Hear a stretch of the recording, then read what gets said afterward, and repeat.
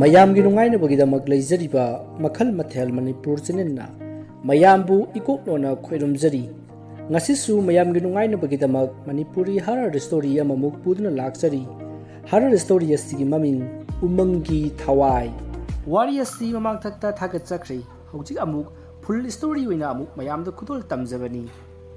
ꯋꯥꯔꯤ ꯑꯁꯤ ꯍꯤꯡꯂꯤꯕ ꯑꯃꯗꯤ ꯁꯤꯈ꯭ꯔꯕ ꯀꯅꯥꯒꯨꯝꯕꯤ ꯑꯃꯠꯇꯒ ꯃꯔꯤ ꯂꯩꯅꯖꯗꯦ꯫ ꯑꯏꯕꯅ ꯋꯥꯈꯜꯅ ꯁꯥꯒꯠꯆꯔꯒ ꯇꯥꯕꯤꯔꯤꯕꯁꯤꯡꯒꯤ ꯉꯥꯏꯍꯥꯛ ꯄꯣꯊꯥꯅꯕꯒꯤꯗꯃꯛꯇ ꯁꯦꯝꯖꯕ ꯋꯥꯔꯤꯅꯤ꯫ ꯍꯧꯖꯤꯛ ꯃꯌꯥꯝꯗ ꯈꯨꯗꯣꯜ ꯇꯝꯖꯔꯤ ꯃꯅꯤꯄꯨꯔꯤ ꯍꯔꯔ ꯁ꯭ꯇꯣꯔꯤ ꯎꯃꯪꯒꯤ ꯊꯋꯥꯏ꯫ ꯐꯅꯗꯤ ꯀꯨꯏꯔꯕꯅꯤ ꯄ꯭ꯔꯣꯗ꯭ꯌꯨꯁꯔ ꯏꯉꯣꯅ ꯁꯨꯄꯔꯍꯤꯠ ꯇꯥꯒꯗꯕ ꯐꯤꯂꯝ ꯑꯃꯇꯪꯗꯤ ꯅꯝꯒꯦ ꯈꯟꯗꯨꯅ ꯂꯩꯔꯛꯂꯤꯕꯁꯤ꯫ ꯃꯃꯥꯡꯊꯛꯇ ꯐꯤꯂꯝ ꯀꯌꯥ ꯅꯝꯈ꯭ꯔꯦ꯫ ꯃꯤꯡ ꯑꯣꯏꯅ ꯄꯜꯂꯕꯗ ꯃꯀꯨ ꯅꯥꯍꯦ, ꯇꯝꯐꯥꯒꯤ ꯔꯨꯃꯥꯜ, ꯏꯕꯦꯟꯒꯤ ꯌꯣꯕꯤꯁꯥꯞ, ꯌꯥꯔꯪꯄꯥꯠꯀꯤ ꯎ ꯊꯝꯕꯥꯜ ꯑꯁꯤꯅꯆꯤꯡꯕꯅꯤ꯫ ꯑꯗꯨꯕꯨ ꯍꯥꯏꯔꯤꯕ ꯐꯤꯂꯝꯁꯤꯡ ꯑꯁꯤ ꯑꯁꯨꯛꯀꯤ ꯃꯇꯤꯛ ꯃꯤ ꯌꯦꯡꯕ, ꯑꯁꯨꯛꯀꯤ ꯃꯇꯤꯛ ꯁꯦꯟ ꯇꯣꯡꯕ, ꯁꯨꯄꯔꯍꯤꯠ ꯆꯠꯈꯤꯕ ꯑꯗꯨꯒꯨꯝꯂꯕ ꯐꯤꯂꯝ ꯑꯃꯠꯇ ꯑꯣꯏꯈꯤꯗꯦ꯫ ꯑꯗꯨꯕꯨ ꯍꯟꯗꯛ ꯅꯝꯒꯗꯧꯔꯤꯕ ꯍꯣꯔꯔ ꯐꯤꯂꯝ ꯊꯧꯔꯤꯅ ꯀꯧꯔꯦ ꯍꯥꯏꯔꯤꯕ ꯐꯤꯂꯝ ꯑꯁꯤꯗꯤ ꯁꯣꯏꯗꯅ ꯍꯤꯠ ꯆꯠꯂꯒꯅꯤ ꯍꯥꯏꯔꯤ꯫ ꯀꯔꯝꯅ ꯆꯠꯀꯗꯧꯔꯤꯕ, ꯀꯔꯝꯕ ꯋꯥꯔꯤꯕꯨ ꯑꯣꯏꯔꯤꯕ, ꯍꯦꯔꯣ ꯍꯦꯔꯣꯅꯤꯅ ꯀꯅꯥ ꯑꯣꯏꯒꯗꯧꯔꯤꯕ, ꯃꯃꯤꯡ ꯆꯠꯄ ꯑꯦꯛꯇꯔ ꯑꯦꯛꯇ꯭ꯔꯦꯁꯇꯤ ꯅꯤꯛꯂꯝꯒꯗꯕ ꯃꯥꯟꯗꯦ꯫ ꯂꯤꯛꯄꯗ ꯁꯦꯟꯗ꯭ꯔꯥꯡ ꯃꯊꯤꯕꯨ ꯑꯅꯥꯅꯤ ꯈꯟꯗꯨꯅ ꯈꯨꯜꯂꯤꯕ ꯃꯤꯁꯛꯅꯤ꯫ ꯑꯁꯣꯝꯅ ꯁꯨꯗꯦꯁꯇꯨ ꯄ꯭ꯔꯣꯗ꯭ꯌꯨꯁꯔ ꯏꯉꯣꯒꯤ ꯃꯥꯡꯒꯣꯜꯗ ꯐꯝꯂꯒ ꯃꯨꯔꯨꯝ ꯃꯨꯔꯨꯝ ꯉꯥꯡꯗꯨꯅ ꯂꯩꯔꯤ꯫ ꯇꯟꯖꯥ ꯑꯗꯨꯗ ꯄ꯭ꯔꯣꯗ꯭ꯌꯨꯁꯔ ꯏꯉꯣꯗꯨ ꯃꯐꯤ ꯂꯣꯏꯁꯤꯟꯕ ꯂꯣꯏꯔꯗꯨꯅ ꯄꯔꯞ ꯊꯣꯔꯛꯂꯒ ꯁꯨꯗꯦꯁ ꯆꯠꯅꯕ ꯇꯧꯔꯁꯤ ꯂꯥꯛꯑꯣ꯫ ꯑꯣꯖꯥ, ꯗꯥꯏꯔꯦꯛꯇꯔꯗꯨꯕꯨ ꯂꯩꯔꯝꯒꯗ꯭ꯔꯅꯦ? ꯍꯥꯟꯅ ꯄꯥꯎ ꯄꯤꯕꯁꯨ ꯅꯠꯇꯅ꯫ ꯍꯥꯏ, ꯂꯩꯔꯝꯗ꯭ꯔꯒꯅ ꯐꯥꯔꯒ ꯂꯣꯏꯔꯦ ꯀꯩꯅꯣ꯫ ꯀꯩꯅꯣꯅꯦ ꯍꯥꯏꯁꯤꯕꯣ? ꯂꯩꯇꯕ ꯃꯤꯗꯨꯕꯨ ꯐꯥꯔꯅꯤ ꯍꯥꯏꯕ? ꯀꯔꯤ ꯋꯥꯅꯣ ꯁꯤꯕꯣ? ꯍꯥꯏ, ꯌꯥꯔꯦ, ꯍꯥꯟꯅ ꯄꯥꯎ ꯄꯤꯕꯒꯤ ꯃꯊꯧ ꯇꯥꯗꯦ꯫ ꯃꯥꯁꯨꯅꯦ ꯀꯅꯥꯅꯣ ꯑꯃꯇꯪ ꯗꯥꯏꯔꯦꯛꯇꯔ ꯑꯣꯏꯕꯤꯌꯨ ꯍꯥꯏꯔꯛꯂꯕꯗꯤ ꯁꯦꯟ ꯄꯤꯕ ꯄꯤꯗꯕ ꯍꯦꯛꯇ ꯆꯠꯂꯒꯦ ꯍꯥꯏꯗꯅ ꯂꯩꯔꯕ ꯃꯤꯅꯤꯅꯦ꯫ ꯑꯣꯖꯥ, ꯑꯔꯦꯝ ꯑꯄꯥ ꯑꯇꯥ ꯑꯇꯨ ꯈꯔ ꯈꯨꯜꯂꯒ ꯐꯤꯂꯝꯁꯦ ꯅꯝꯂꯕꯗꯤ ꯀꯗꯥꯏꯗꯒꯤ ꯐꯤꯂꯝ ꯍꯤꯠ ꯆꯠꯂꯅꯤ ꯑꯣꯖꯥ? ꯅꯪ ꯆꯠꯍꯜꯂꯣꯗꯅ ꯑꯗꯨꯗꯤ꯫ ꯅꯪ ꯆꯠꯍꯜꯂꯣꯅꯦ꯫ ꯌꯥꯝ ꯉꯥꯡꯉꯤꯍꯦ ꯅꯥꯕ ꯅꯪꯁꯤꯗꯤ ꯆꯠꯂꯝꯗꯥꯏꯁꯤꯗꯕ꯫ ꯐꯔꯦ ꯑꯣꯖꯥ, ꯑꯩꯅꯦ ꯆꯨꯞꯆꯥꯞꯇ ꯂꯩꯖꯔꯒꯦꯀꯣ꯫ ꯆꯠꯁꯤ ꯂꯥꯛꯑꯣ꯫ ꯑꯁꯨꯝꯅ ꯀꯦꯃꯦꯔꯥꯃꯦꯟ ꯁꯨꯗꯦꯁ ꯑꯃꯗꯤ ꯄ꯭ꯔꯣꯗ꯭ꯌꯨꯁꯔ ꯏꯉꯣ ꯑꯗꯨ ꯗꯥꯏꯔꯦꯛꯇꯔ ꯄꯨꯊꯤꯕꯒꯤ ꯌꯨꯝꯗ ꯂꯥꯛꯏ꯫ ꯑꯁꯨꯝꯅ ꯂꯥꯛꯄꯅ ꯃꯈꯣꯏ ꯑꯅꯤꯗꯨ ꯗꯥꯏꯔꯦꯛꯇꯔ ꯄꯨꯊꯤꯕꯒꯤ ꯌꯨꯝ ꯌꯧꯔꯦ꯫ ꯃꯁꯤꯗꯒꯤ ꯃꯈꯣꯏꯒꯤ ꯒꯥꯔꯤꯗꯨ ꯗꯥꯏꯔꯦꯛꯇꯔ ꯄꯨꯊꯤꯕꯒꯤ ꯌꯨꯝꯒꯤ ꯁꯨꯃꯥꯡꯗ ꯈꯥꯝꯃꯤ ꯑꯗꯨꯒ ꯗꯥꯏꯔꯦꯛꯇꯔ ꯄꯨꯊꯤꯕꯕꯨ ꯀꯧꯔꯝꯃꯤ꯫ ꯃꯇꯝ ꯑꯗꯨꯗ ꯄꯨꯊꯤꯕꯒꯤ ꯃꯆꯥꯅꯨꯄꯤ ꯑꯇꯣꯟꯕꯤ ꯑꯗꯨ ꯊꯣꯛꯂꯛꯂꯒ ꯀꯅꯥ ꯍꯪꯕꯅꯣ ꯍꯥꯏꯅ ꯍꯪꯂꯛꯏ꯫ ꯃꯗꯨꯗ ꯀꯦꯃꯦꯔꯥꯃꯦꯟ ꯁꯨꯗꯦꯁꯅ ꯗꯥꯏꯔꯦꯛꯇꯔꯕꯨ ꯎꯅꯖꯒꯦ ꯍꯥꯏꯗꯨꯅ ꯍꯥꯏꯔꯝꯃꯤ꯫ ꯃꯁꯤꯗꯒꯤ ꯅꯨꯄꯤ ꯃꯆꯥ ꯑꯗꯨꯅ ꯍꯣꯏ ꯀꯧꯊꯣꯔꯛꯀꯦ ꯍꯥꯏꯔꯝꯂꯒ ꯏꯃꯨꯡꯗ ꯆꯪꯈꯤ꯫ ꯃꯗꯨꯗ ꯗꯥꯏꯔꯦꯛꯇꯔ ꯏꯉꯣꯅ, ꯍꯥꯏ ꯁꯨꯗꯦꯁ, ꯍꯧꯖꯤꯛꯀꯤ ꯅꯨꯄꯤ ꯃꯆꯥꯗꯨ ꯑꯩꯒꯤ ꯐꯤꯂꯝꯗ ꯌꯥꯎꯍꯟꯕ ꯌꯥꯅꯤꯅꯦ꯫ ꯍꯧꯖꯤꯛꯀꯤ ꯑꯉꯥꯡꯗꯨꯅ ꯀꯔꯤ ꯔꯣꯜ ꯀꯨꯝꯍꯟꯒꯗꯧꯔꯤꯕꯅꯣ ꯑꯣꯖꯥ? ꯍꯦꯔꯣꯅꯤꯒꯤ ꯃꯃꯥꯟꯅꯕꯤ ꯁꯥꯍꯜꯂꯒ ꯂꯣꯏꯔꯦꯗꯅ꯫ ꯑꯗꯨ ꯑꯣꯏꯔꯗꯤ ꯑꯇꯣꯞꯄ ꯅꯤꯛꯇ꯭ꯔꯁꯨ ꯌꯥꯔꯦꯗꯅ꯫ ꯑꯁꯨꯝꯅ ꯋꯥꯔꯤ ꯁꯥꯟꯅꯔꯤꯉꯩ ꯗꯥꯏꯔꯦꯛꯇꯔ ꯄꯨꯊꯤꯕꯗꯨ ꯊꯣꯛꯂꯛꯏ ꯑꯗꯨꯒ ꯂꯥꯛꯂꯤꯕ ꯁꯨꯗꯦꯁ ꯑꯃꯗꯤ ꯏꯉꯣꯕꯨ ꯃꯥꯡꯒꯣꯜꯗ ꯀꯥꯈꯠꯍꯟꯗꯨꯅ ꯐꯝꯍꯜꯂꯤ ꯑꯗꯨꯒ ꯃꯈꯣꯏꯅ ꯂꯥꯛꯄꯒꯤ ꯃꯔꯝ ꯍꯪꯉꯤ꯫ ꯃꯗꯨꯗ ꯄ꯭ꯔꯣꯗ꯭ꯌꯨꯁꯔ ꯏꯉꯣꯅ ꯃꯥꯒꯤ ꯐꯤꯂꯝ ꯑꯃ ꯅꯝꯒꯗꯧꯔꯤ, ꯃꯗꯨꯗ ꯗꯥꯏꯔꯦꯛꯇꯔ ꯑꯣꯏꯕꯤꯌꯨ ꯍꯥꯏꯅ ꯍꯥꯏꯔꯝꯃꯤ꯫ ꯃꯗꯨꯗ ꯗꯥꯏꯔꯦꯛꯇꯔ ꯄꯨꯊꯤꯕꯅ ꯍꯔꯥꯎ ꯌꯥꯕꯤꯔꯛꯂꯦ꯫ ꯃꯁꯤꯗꯒꯤ ꯐꯤꯂꯝ ꯁꯨꯇꯤꯡ ꯍꯧꯒꯗꯕ ꯅꯨꯃꯤꯠ ꯑꯗꯣ ꯍꯥꯏꯅꯔꯕ ꯃꯇꯨꯡ ꯐꯤꯂꯝꯒꯤ ꯁꯀ꯭ꯔꯤꯞ ꯑꯗꯨꯒꯤ ꯀꯣꯄꯤ ꯑꯃꯁꯨ ꯄꯤꯔꯝꯂꯒ ꯄ꯭ꯔꯣꯗ꯭ꯌꯨꯁꯔ ꯏꯉꯣ ꯑꯃꯗꯤ ꯀꯦꯃꯦꯔꯥꯃꯦꯟ ꯁꯨꯗꯦꯁ ꯌꯨꯝꯂꯣꯝꯗ ꯂꯥꯛꯂꯦ꯫ ꯑꯁꯨꯝꯅ ꯃꯇꯝ ꯑꯗꯨ ꯍꯧꯈꯤꯕꯅ ꯍꯧꯖꯤꯛꯇꯤ ꯐꯤꯂꯝ ꯁꯨꯇꯤꯡ ꯇꯧꯒꯗꯕ ꯅꯨꯃꯤꯠ ꯑꯗꯨ ꯌꯧꯔꯛꯂꯦ꯫ ꯗꯥꯏꯔꯦꯛꯇꯔ ꯄꯨꯊꯤꯕꯁꯨ ꯉꯟꯇꯥꯅ ꯂꯥꯛꯂꯦ꯫ ꯃꯁꯤꯗꯒꯤ ꯄ꯭ꯔꯣꯗ꯭ꯌꯨꯁꯔꯅ ꯑꯍꯥꯟꯕ ꯁꯤꯟ ꯑꯁꯤꯗꯤ ꯌꯨꯝ ꯑꯃꯗ ꯅꯝꯒꯗꯕꯅꯤꯅ ꯌꯨꯝ ꯑꯗꯨꯗ ꯑꯩꯈꯣꯏ ꯄꯨꯟꯅ ꯆꯠꯂꯁꯤ ꯍꯥꯏꯗꯨꯅ ꯃꯈꯣꯏ ꯄꯨꯟꯅ ꯂꯥꯛꯂꯤ꯫ ꯑꯁꯨꯝꯅ ꯃꯈꯣꯏ ꯌꯥꯝꯅ ꯃꯜꯂꯕ ꯆꯤꯡꯈꯣꯡ ꯃꯅꯥꯛꯇ ꯂꯩꯕ ꯈꯥꯡꯄꯣꯛꯁꯪ ꯑꯃꯗ ꯂꯥꯛꯂꯤ ꯑꯗꯨꯒ ꯐꯤꯂꯝ ꯁꯨꯇꯤꯡ ꯇꯧꯅꯅꯕ ꯁꯦꯝ ꯁꯥꯔꯛꯏ꯫ ꯃꯗꯨꯗ ꯗꯥꯏꯔꯦꯛꯇꯔ ꯄꯨꯊꯤꯕꯅ, ꯑꯣꯖꯥ ꯄ꯭ꯔꯣꯗ꯭ꯌꯨꯁꯔ, ꯀꯔꯤꯅꯣ ꯌꯨꯝꯁꯤꯕꯨ? ꯃꯁꯤ ꯅꯠꯇ꯭ꯔꯕꯗꯤ ꯌꯨꯝ ꯑꯃꯠꯇ ꯂꯩꯇ꯭ꯔꯕ꯭ꯔꯣ? ꯃꯁꯤꯗꯤ ꯌꯥꯎꯁꯪꯒꯤ ꯃꯩ ꯊꯥꯅꯕꯒꯤ ꯊꯔꯥꯛ ꯌꯥꯟꯗꯅ ꯂꯩꯔꯕ ꯆꯔꯨꯒꯤ ꯁꯪ ꯑꯗꯨꯕꯨ ꯃꯥꯜꯂꯤꯅꯦ꯫ ꯑꯣꯖꯥ ꯗꯥꯏꯔꯦꯛꯇꯔ, ꯍꯦꯔꯣ ꯑꯣꯏꯒꯗꯧꯔꯤꯕ ꯅꯨꯄꯥꯗꯣ ꯌꯥꯝꯅ ꯂꯥꯏꯔꯕ ꯅꯨꯄꯥꯅꯤ ꯁꯥꯒꯗꯧꯔꯤꯕꯁꯤ, ꯅꯠꯇꯦ ꯌꯥꯝ ꯂꯥꯏꯔꯕ ꯁꯥꯔꯒ ꯕꯤꯜꯗꯤꯡꯗ ꯂꯩꯍꯟꯁꯦ ꯍꯥꯏꯕ꯭ꯔꯣ?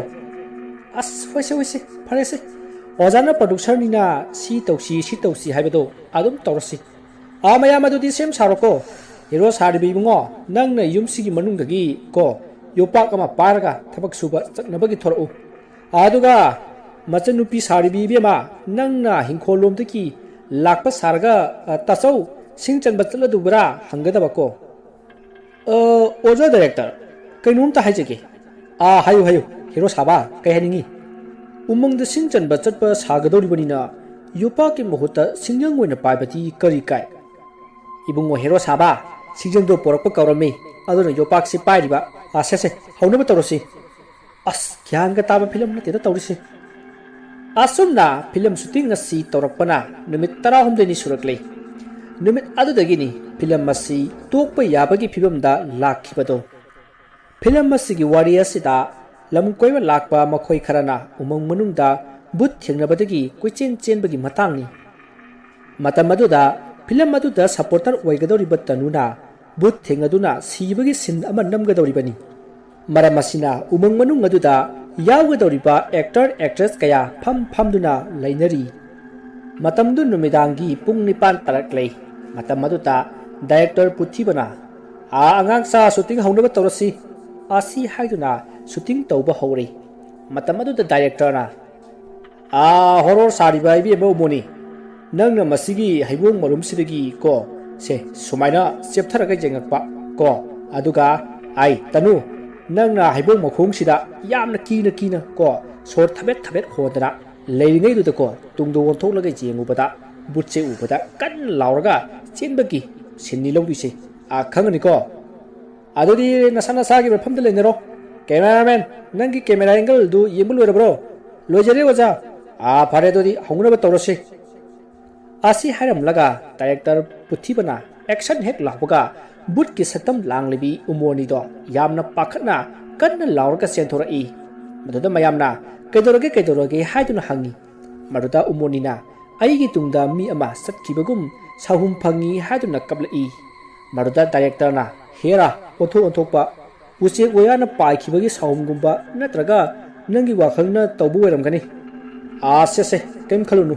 ꯍꯧꯅꯕ ꯇꯧꯁꯤ ꯆꯠꯂꯣ ꯅꯪꯒꯤ ꯂꯩꯐꯝꯗ ꯂꯩꯔꯨꯔꯣ ꯑꯁꯨꯝꯅ ꯗꯥꯏꯔꯦꯛꯇꯔ ꯄꯨꯊꯤꯕꯅ ꯍꯥꯏꯔꯕꯁꯨ ꯎꯃꯣꯅꯤꯗꯤ ꯃꯊꯟꯇ ꯂꯩꯕ ꯉꯝꯂꯣꯏ ꯃꯤ ꯈꯔꯒ ꯂꯩꯃꯤꯟꯅꯁꯤ ꯍꯥꯏꯗꯨꯅ ꯌꯥꯗ꯭ꯔꯦ ꯃꯁꯤꯗꯒꯤ ꯅꯨꯄꯥ ꯑꯃꯒ ꯄꯨꯟꯅ ꯍꯩꯕꯣꯡ ꯃꯔꯨꯝ ꯑꯗꯨꯗ ꯂꯩꯔꯤ ꯃꯁꯤꯗꯒꯤ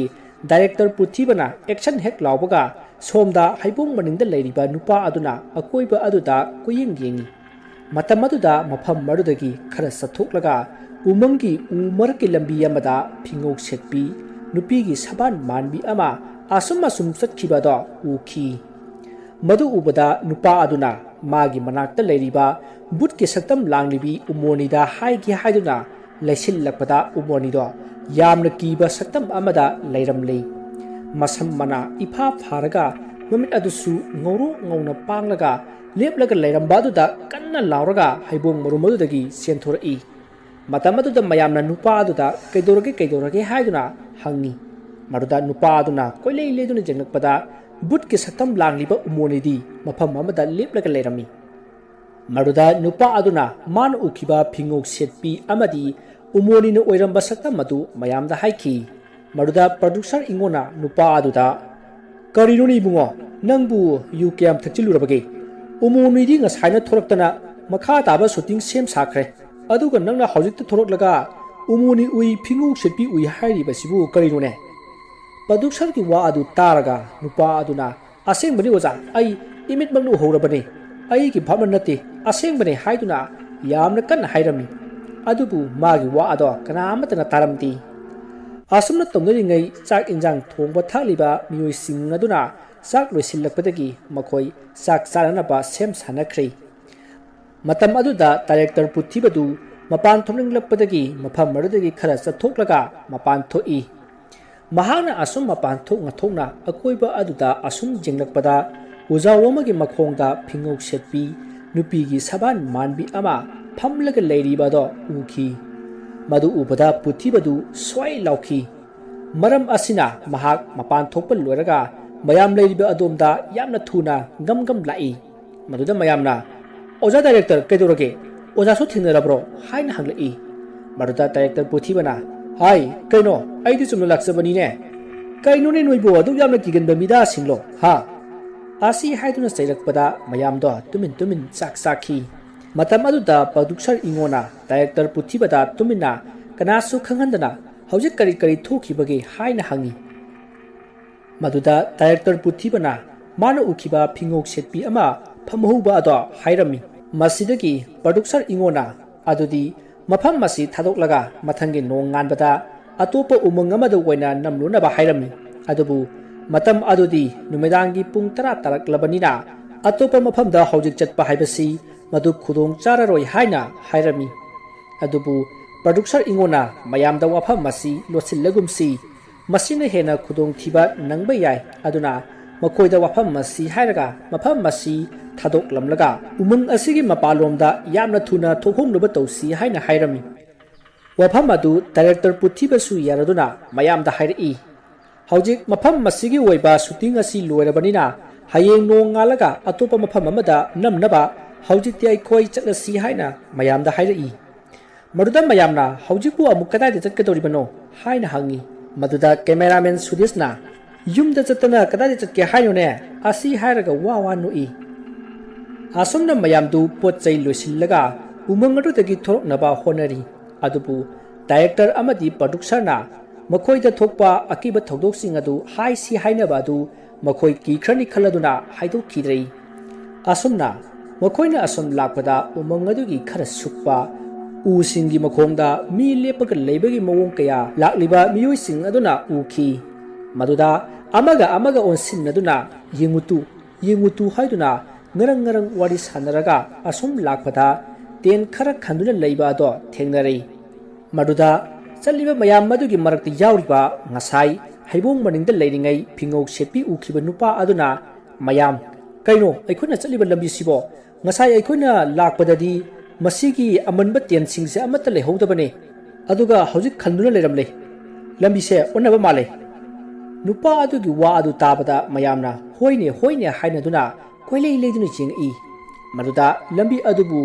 ꯂꯝꯖꯤꯡꯂꯤꯕ ꯃꯥꯡ ꯊꯥꯔꯤꯕ ꯗꯥꯏꯔꯦꯛꯇꯔ ꯄꯨꯊꯤꯕꯗ ꯄ꯭ꯔꯣꯗ꯭ꯌꯨꯁꯔ ꯏꯉꯣꯅ, ꯑꯣꯖꯥ ꯗꯥꯏꯔꯦꯛꯇꯔ, ꯀꯗꯣꯝꯗꯅꯣ ꯑꯩꯈꯣꯏꯅ ꯆꯠꯂꯤꯕꯁꯤꯕꯣ? ꯉꯁꯥꯏ ꯂꯥꯛꯄ ꯂꯝꯕꯤꯗꯨꯗꯤ ꯅꯠꯇ꯭ꯔ ꯃꯥꯜꯂꯦꯅꯦ ꯑꯩꯈꯣꯏꯅ ꯂꯥꯛꯂꯤꯕꯁꯤꯕꯣ? ꯋꯥ ꯑꯗꯨ ꯇꯥꯕꯗ ꯗꯥꯏꯔꯦꯛꯇꯔ ꯄꯨꯊꯤꯕꯅ, ꯑꯣꯖꯥ, ꯑꯩꯅ ꯆꯠꯂꯤꯁꯦ ꯑꯁꯝꯕ ꯂꯝꯕꯤꯅꯤ, ꯃꯁꯤꯗ ꯆꯠꯂꯕꯗꯤ ꯃꯌꯥꯝꯁꯦ ꯈꯨꯗꯛꯇ ꯌꯧꯒꯗꯧꯔꯤꯕꯅꯤꯅꯦ ꯑꯁꯤ ꯍꯥꯏꯔꯒ ꯅꯣꯛꯏ꯫ ꯗꯥꯏꯔꯦꯛꯇꯔꯒꯤ ꯃꯑꯣꯡ ꯑꯗꯨꯗ ꯃꯌꯥꯝꯗꯣ ꯑꯀꯤꯕ ꯆꯤꯡꯅꯕ ꯐꯥꯎꯅꯔꯛꯂꯦ꯫ ꯗꯥꯏꯔꯦꯛꯇꯔꯒꯤ ꯃꯁꯥꯗ ꯂꯥꯏ ꯐꯠꯇꯕ ꯆꯪꯗꯨꯅ ꯂꯥꯏ ꯐꯠꯇꯕ ꯑꯗꯨꯅ ꯃꯈꯣꯏ ꯃꯌꯥꯝꯕꯨ ꯎꯃꯪ ꯃꯅꯨꯡꯂꯣꯝꯗ ꯄꯨꯁꯤꯜꯂꯦ ꯍꯥꯏꯗꯨꯅ ꯃꯈꯣꯏ ꯌꯥꯝꯅ ꯀꯤꯅꯕ ꯍꯧꯔꯛꯂꯦ꯫ ꯑꯗꯨꯕꯨ ꯗꯥꯏꯔꯦꯛꯇꯔ ꯄꯨꯊꯤꯕꯗꯤ ꯃꯥꯅ ꯊꯣꯛꯄ ꯑꯗꯨꯝ ꯆꯠꯂꯤ꯫ ꯑꯗꯨꯕꯨ ꯃꯌꯥꯝꯗꯤ ꯃꯥꯒꯤ ꯃꯇꯨꯡ ꯏꯟꯅꯕ ꯑꯗꯣ ꯇꯣꯛꯂꯒ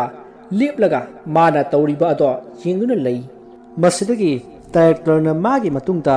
ꯀꯅꯥꯁꯨ ꯏꯟꯅꯔꯛꯇ꯭ꯔꯦ ꯈꯪꯂꯗꯨꯅ ꯃꯃꯥꯏ ꯁꯠ ꯂꯩꯊꯣꯔꯛꯏ, ꯑꯗꯨꯒ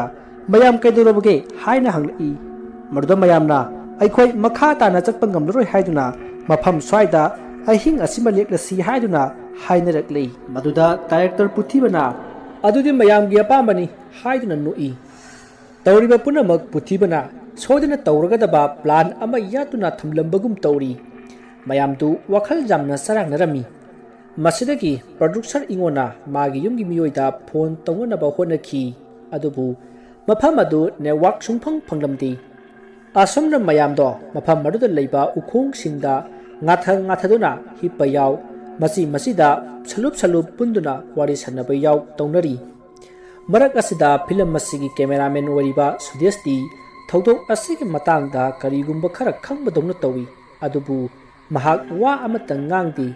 ꯃꯔꯛꯇ ꯗꯥꯏꯔꯦꯛꯇꯔ ꯄꯨꯊꯤꯕꯗ ꯃꯨꯟꯅ ꯑꯃꯨꯛ ꯌꯦꯡꯉꯤ꯫ ꯃꯁꯤꯗꯒꯤ ꯄ꯭ꯔꯣꯗ꯭ꯌꯨꯁꯔ ꯏꯉꯣꯅ ꯀꯦꯃꯦꯔꯥꯃꯦꯟ ꯁꯨꯗꯦꯁꯇ ꯃꯐꯝ ꯑꯁꯤꯗ ꯂꯥꯏ ꯑꯃꯨꯛꯇꯪ ꯈꯣꯏꯔꯝ ꯊꯣꯛꯁꯤ ꯍꯥꯏꯗꯨꯅ ꯍꯥꯏꯔꯝꯃꯤ꯫ ꯃꯗꯨꯗ ꯁꯨꯗꯦꯁꯅꯁꯨ ꯍꯣꯏ ꯍꯥꯏꯗꯨꯅ ꯂꯥꯏ ꯈꯣꯏꯔꯝꯅꯕ ꯁꯦꯝ ꯁꯥꯔꯤ꯫ ꯑꯗꯨꯕꯨ ꯃꯥꯒꯤ ꯀꯦꯃꯦꯔꯥ ꯍꯥꯞꯄ ꯕꯦꯒ ꯑꯗꯨꯗꯤ ꯃꯍꯥꯛ ꯁꯨꯡꯊꯥ ꯊꯥꯗꯣꯛꯇꯦ꯫ ꯃꯗꯨꯗ ꯗꯥꯏꯔꯦꯛꯇꯔ ꯄꯨꯊꯤꯕꯅ ꯁꯨꯗꯦꯁꯇ, ꯀꯔꯤꯅꯣꯅꯦ ꯅꯪꯅ ꯀꯦꯃꯦꯔꯥ ꯌꯥꯎꯕ ꯕꯦꯒꯇꯨꯕꯨ ꯑꯗꯨꯛ ꯂꯨꯝꯅ ꯌꯥꯜꯂꯒ ꯑꯗꯨꯝ ꯆꯠꯂꯤꯕꯗꯨꯕꯣ? ꯆꯠꯁꯦ, ꯑꯩ ꯑꯃꯨꯛ ꯌꯥꯟꯕꯤꯒꯦ ꯑꯁꯤ ꯍꯥꯏꯗꯨꯅ ꯂꯧꯒꯦ ꯇꯧꯏ꯫ ꯃꯗꯨꯗ ꯁꯨꯗꯦꯁꯅ, ꯑꯣꯖꯥ, ꯀꯦꯃꯦꯔꯥꯃꯦꯟꯅ ꯀꯦꯃꯦꯔꯥ ꯌꯥꯟꯗ꯭ꯔꯕꯗꯤ ꯔꯤꯐꯦꯛꯇꯔ ꯑꯣꯏꯅ ꯌꯥꯟꯒꯗ꯭ꯔꯣ? ꯑꯩꯅ ꯀꯦꯃꯦꯔꯥ ꯌꯥꯜꯂꯤꯕꯁꯦ ꯑꯩꯒꯤ ꯂꯩꯇꯦꯡꯅꯤ ꯑꯁꯤ ꯍꯥꯏꯔꯒ ꯅꯣꯛꯁꯤꯟꯅꯩ꯫ ꯃꯗꯨꯗ ꯃꯌꯥꯝꯅ ꯆꯨꯝꯃꯤ ꯍꯥꯏꯗꯨꯅ ꯃꯌꯥꯝꯁꯨ ꯅꯣꯛꯏ꯫ ꯑꯗꯨꯕꯨ ꯗꯥꯏꯔꯦꯛꯇꯔ ꯄꯨꯊꯤꯕꯗꯤ ꯌꯥꯝꯅ ꯁꯥꯎꯅ ꯁꯨꯗꯦꯁꯇ ꯌꯦꯡꯉꯤ꯫ तौरीबा अदु प्रोड्यूसर इंगोनसु खंगी मसिदा प्रोड्यूसर इंगोना खल्ली करिगिना डायरेक्टर पुथिबना ngसाइदगी कैमेरा सी मा यानबिगे मा पाइबिगे नंग वरमलनि हाइदना कोइतान तानरिबसिबो लैरिबा मयामना यानरिबा रिफ्लेक्टर अमदी ट्रॉली मेकअप बॉक्स असी नत्तबा अते अते मयाम सिदी यानबिगे पाइबिगे हाइबती अमुक्ता हाइदे मसी वा मदि लेरसे आसी खंदुना सुदेशना लाई खोइरमनब तौरिबा अदुदा मतेंग पांगबो ओइना मागी मनाक्ता चंगसिल्ली अदुगा तुमिन्ना नंगी कैमेरा अदुदा करी करी उबनो हाइना हंगई वा अदु ताबदा कैमरामैन सुदेशतु प्रोड्यूसर इंगोदा यामना ngakna jingai aduga ojadi karamna khamlibano haina hangi maduda ingona aisu singnaba khara lei director puthiba se lai tongbo mali yengutu aikhoi lai khoram lakpatigi mahak mafam sidagi lamna laikhre uredana hoi oja na khalibato sumi director puthiba se mawung amada camera da mami tai ahan ba shooting dadi kaisu toromdi adubu numidangi matamda umung manungda loba shooting singdadi angakpa mawungda mami tai oja hai ngaikho karamba angakpa mawungda taba mami nune hairu une oja aikhoi ki irekti yawriba puthiba se makok jawdi sudesh ki wadu tabata producer ingodu swai lawi ha kanune harisibo haiduna mamit pana sab jungi aduga makha tana adudi director puthiba masana kadai chikraba haina hanglai maruda cameraman sudesh na oja ngasai numidang wairam momsil lakpa aduwaida director puthiba do magi yumgi phol la haidana wari sana sana thokibane aduga ngahak leraga changlai adubu mana changlakpada oja director puthiba se mawong ama tawkhre mayam da dro wangang bodo ngangkhije magi takpham thokpa do adum taaga sumjing lepaga hektalai aduga oja aina swai lawba ma hairagadi aina camera namlakpada oja puthibagi mangak charumdaba sini oja ngasai mangunda magi yumgi mina phone tor I hairi banina akhoina leiramba jaga tu network phangi takpani aduna aikhoi su network phanggadabani adubu haujuk phangdriba sinadi aikhoi leiribasi khara manung hanjale haibase takle fare adudi aikhoi haujuk mafam se thaduk laga chatpana phagadra natraga aikhoi asumuk lekhi se haibro oja mafam sida sum leiba haibase afabadi wararoi thingjil laglaga asum sathibi helakadaba male aduna aikhoi mafam se thaduk laga chalhonaba tawsi adudi aikhoi karumda chatkani hauji aikhona chaliba lambi yasomdadi chalagumsi aduna hallagu wene chalasi hoi phare oja aduma torosi asumna wari sanaraga leiringai nupa amana kanna laupagi ahawba makhol ama tari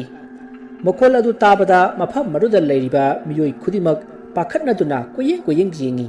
masidigi mayamna mafam se yamna khudung thiningai oiba mafam mali aduna mafam se thaduk horose haiduna ya langnara masidigi mayamdo mana thokpa mafam marudagi channa ba hogan narakpada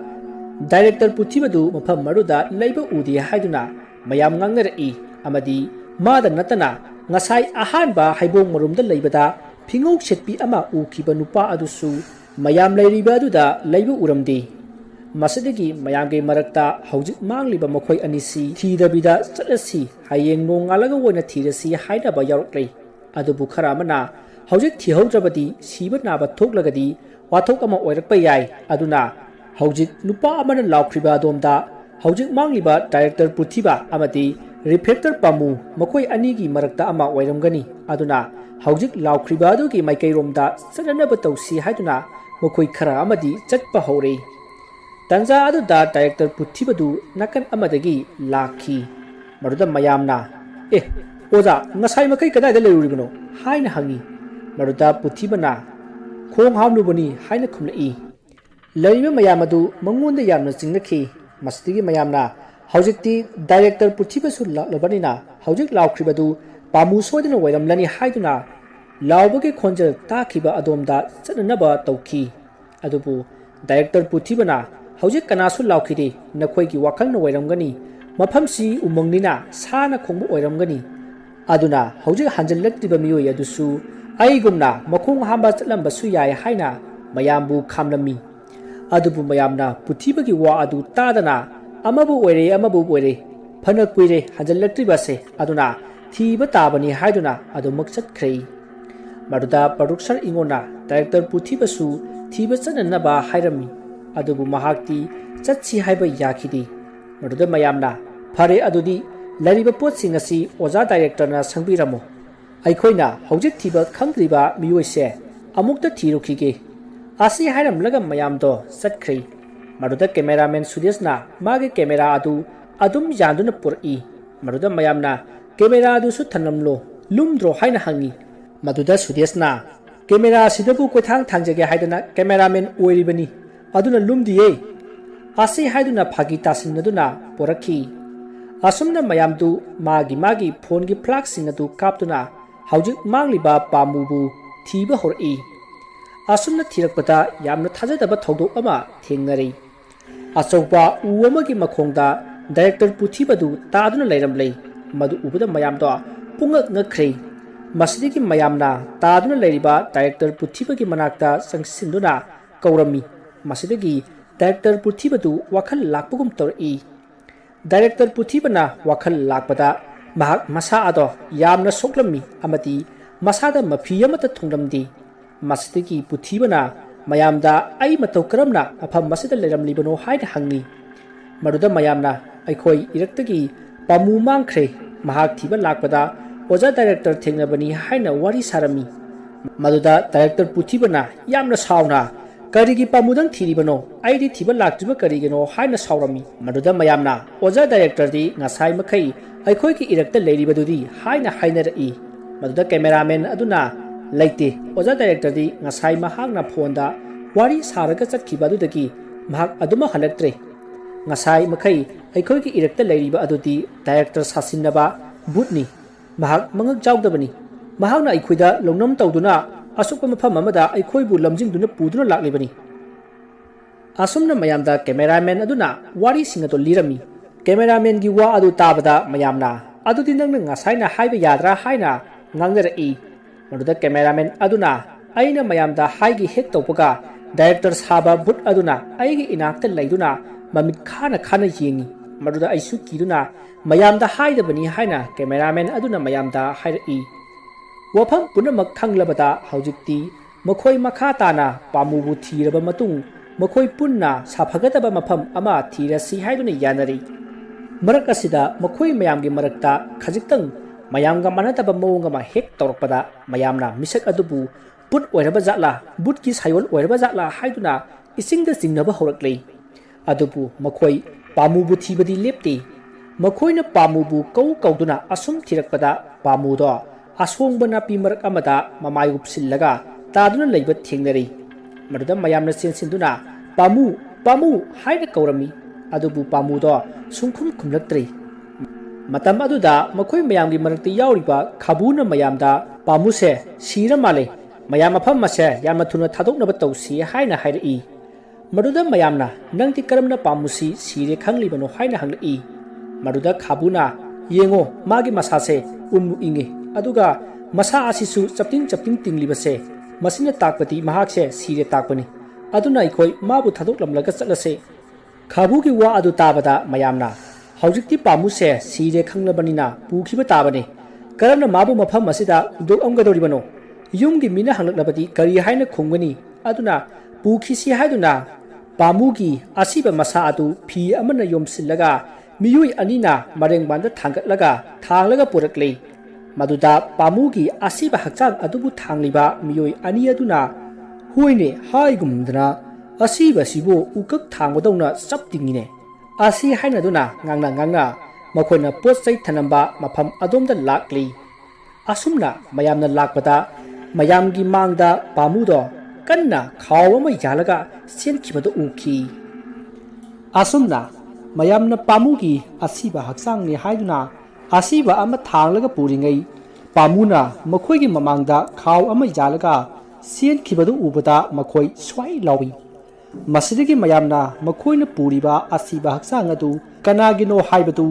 अमुक्ता मुना येंगसी हाइदुना लैमाइदा थमलगा येंगबददी मखोइना यामना वाना थांगलिबा अदुदी